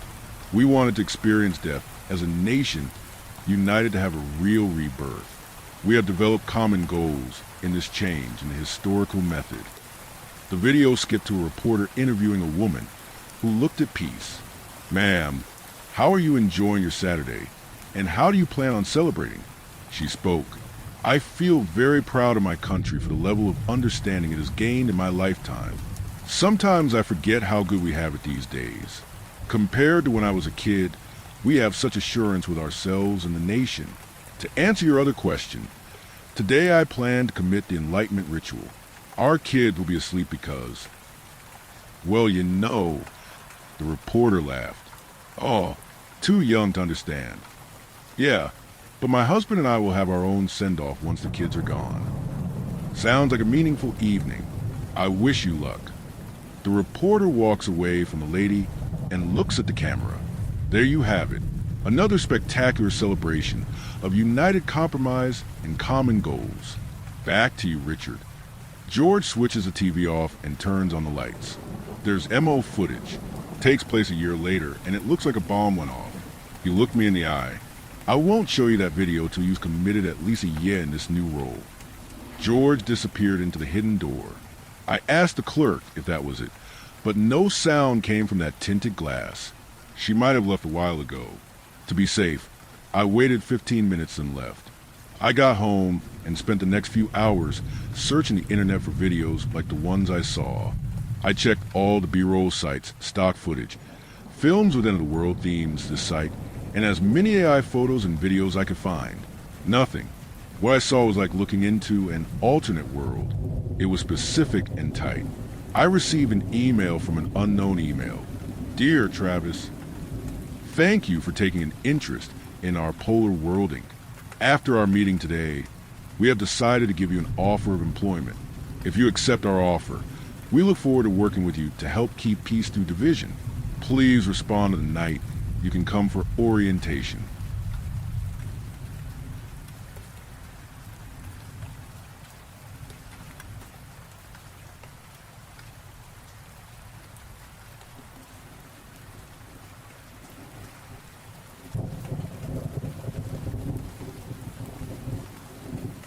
Story 10. The Candle That Won't Go Out. Growing up, I always loved thrifting. My family wasn't exactly well off. I guess that's a good way of sugarcoating it. Truth is we were dirt poor and never had much of anything.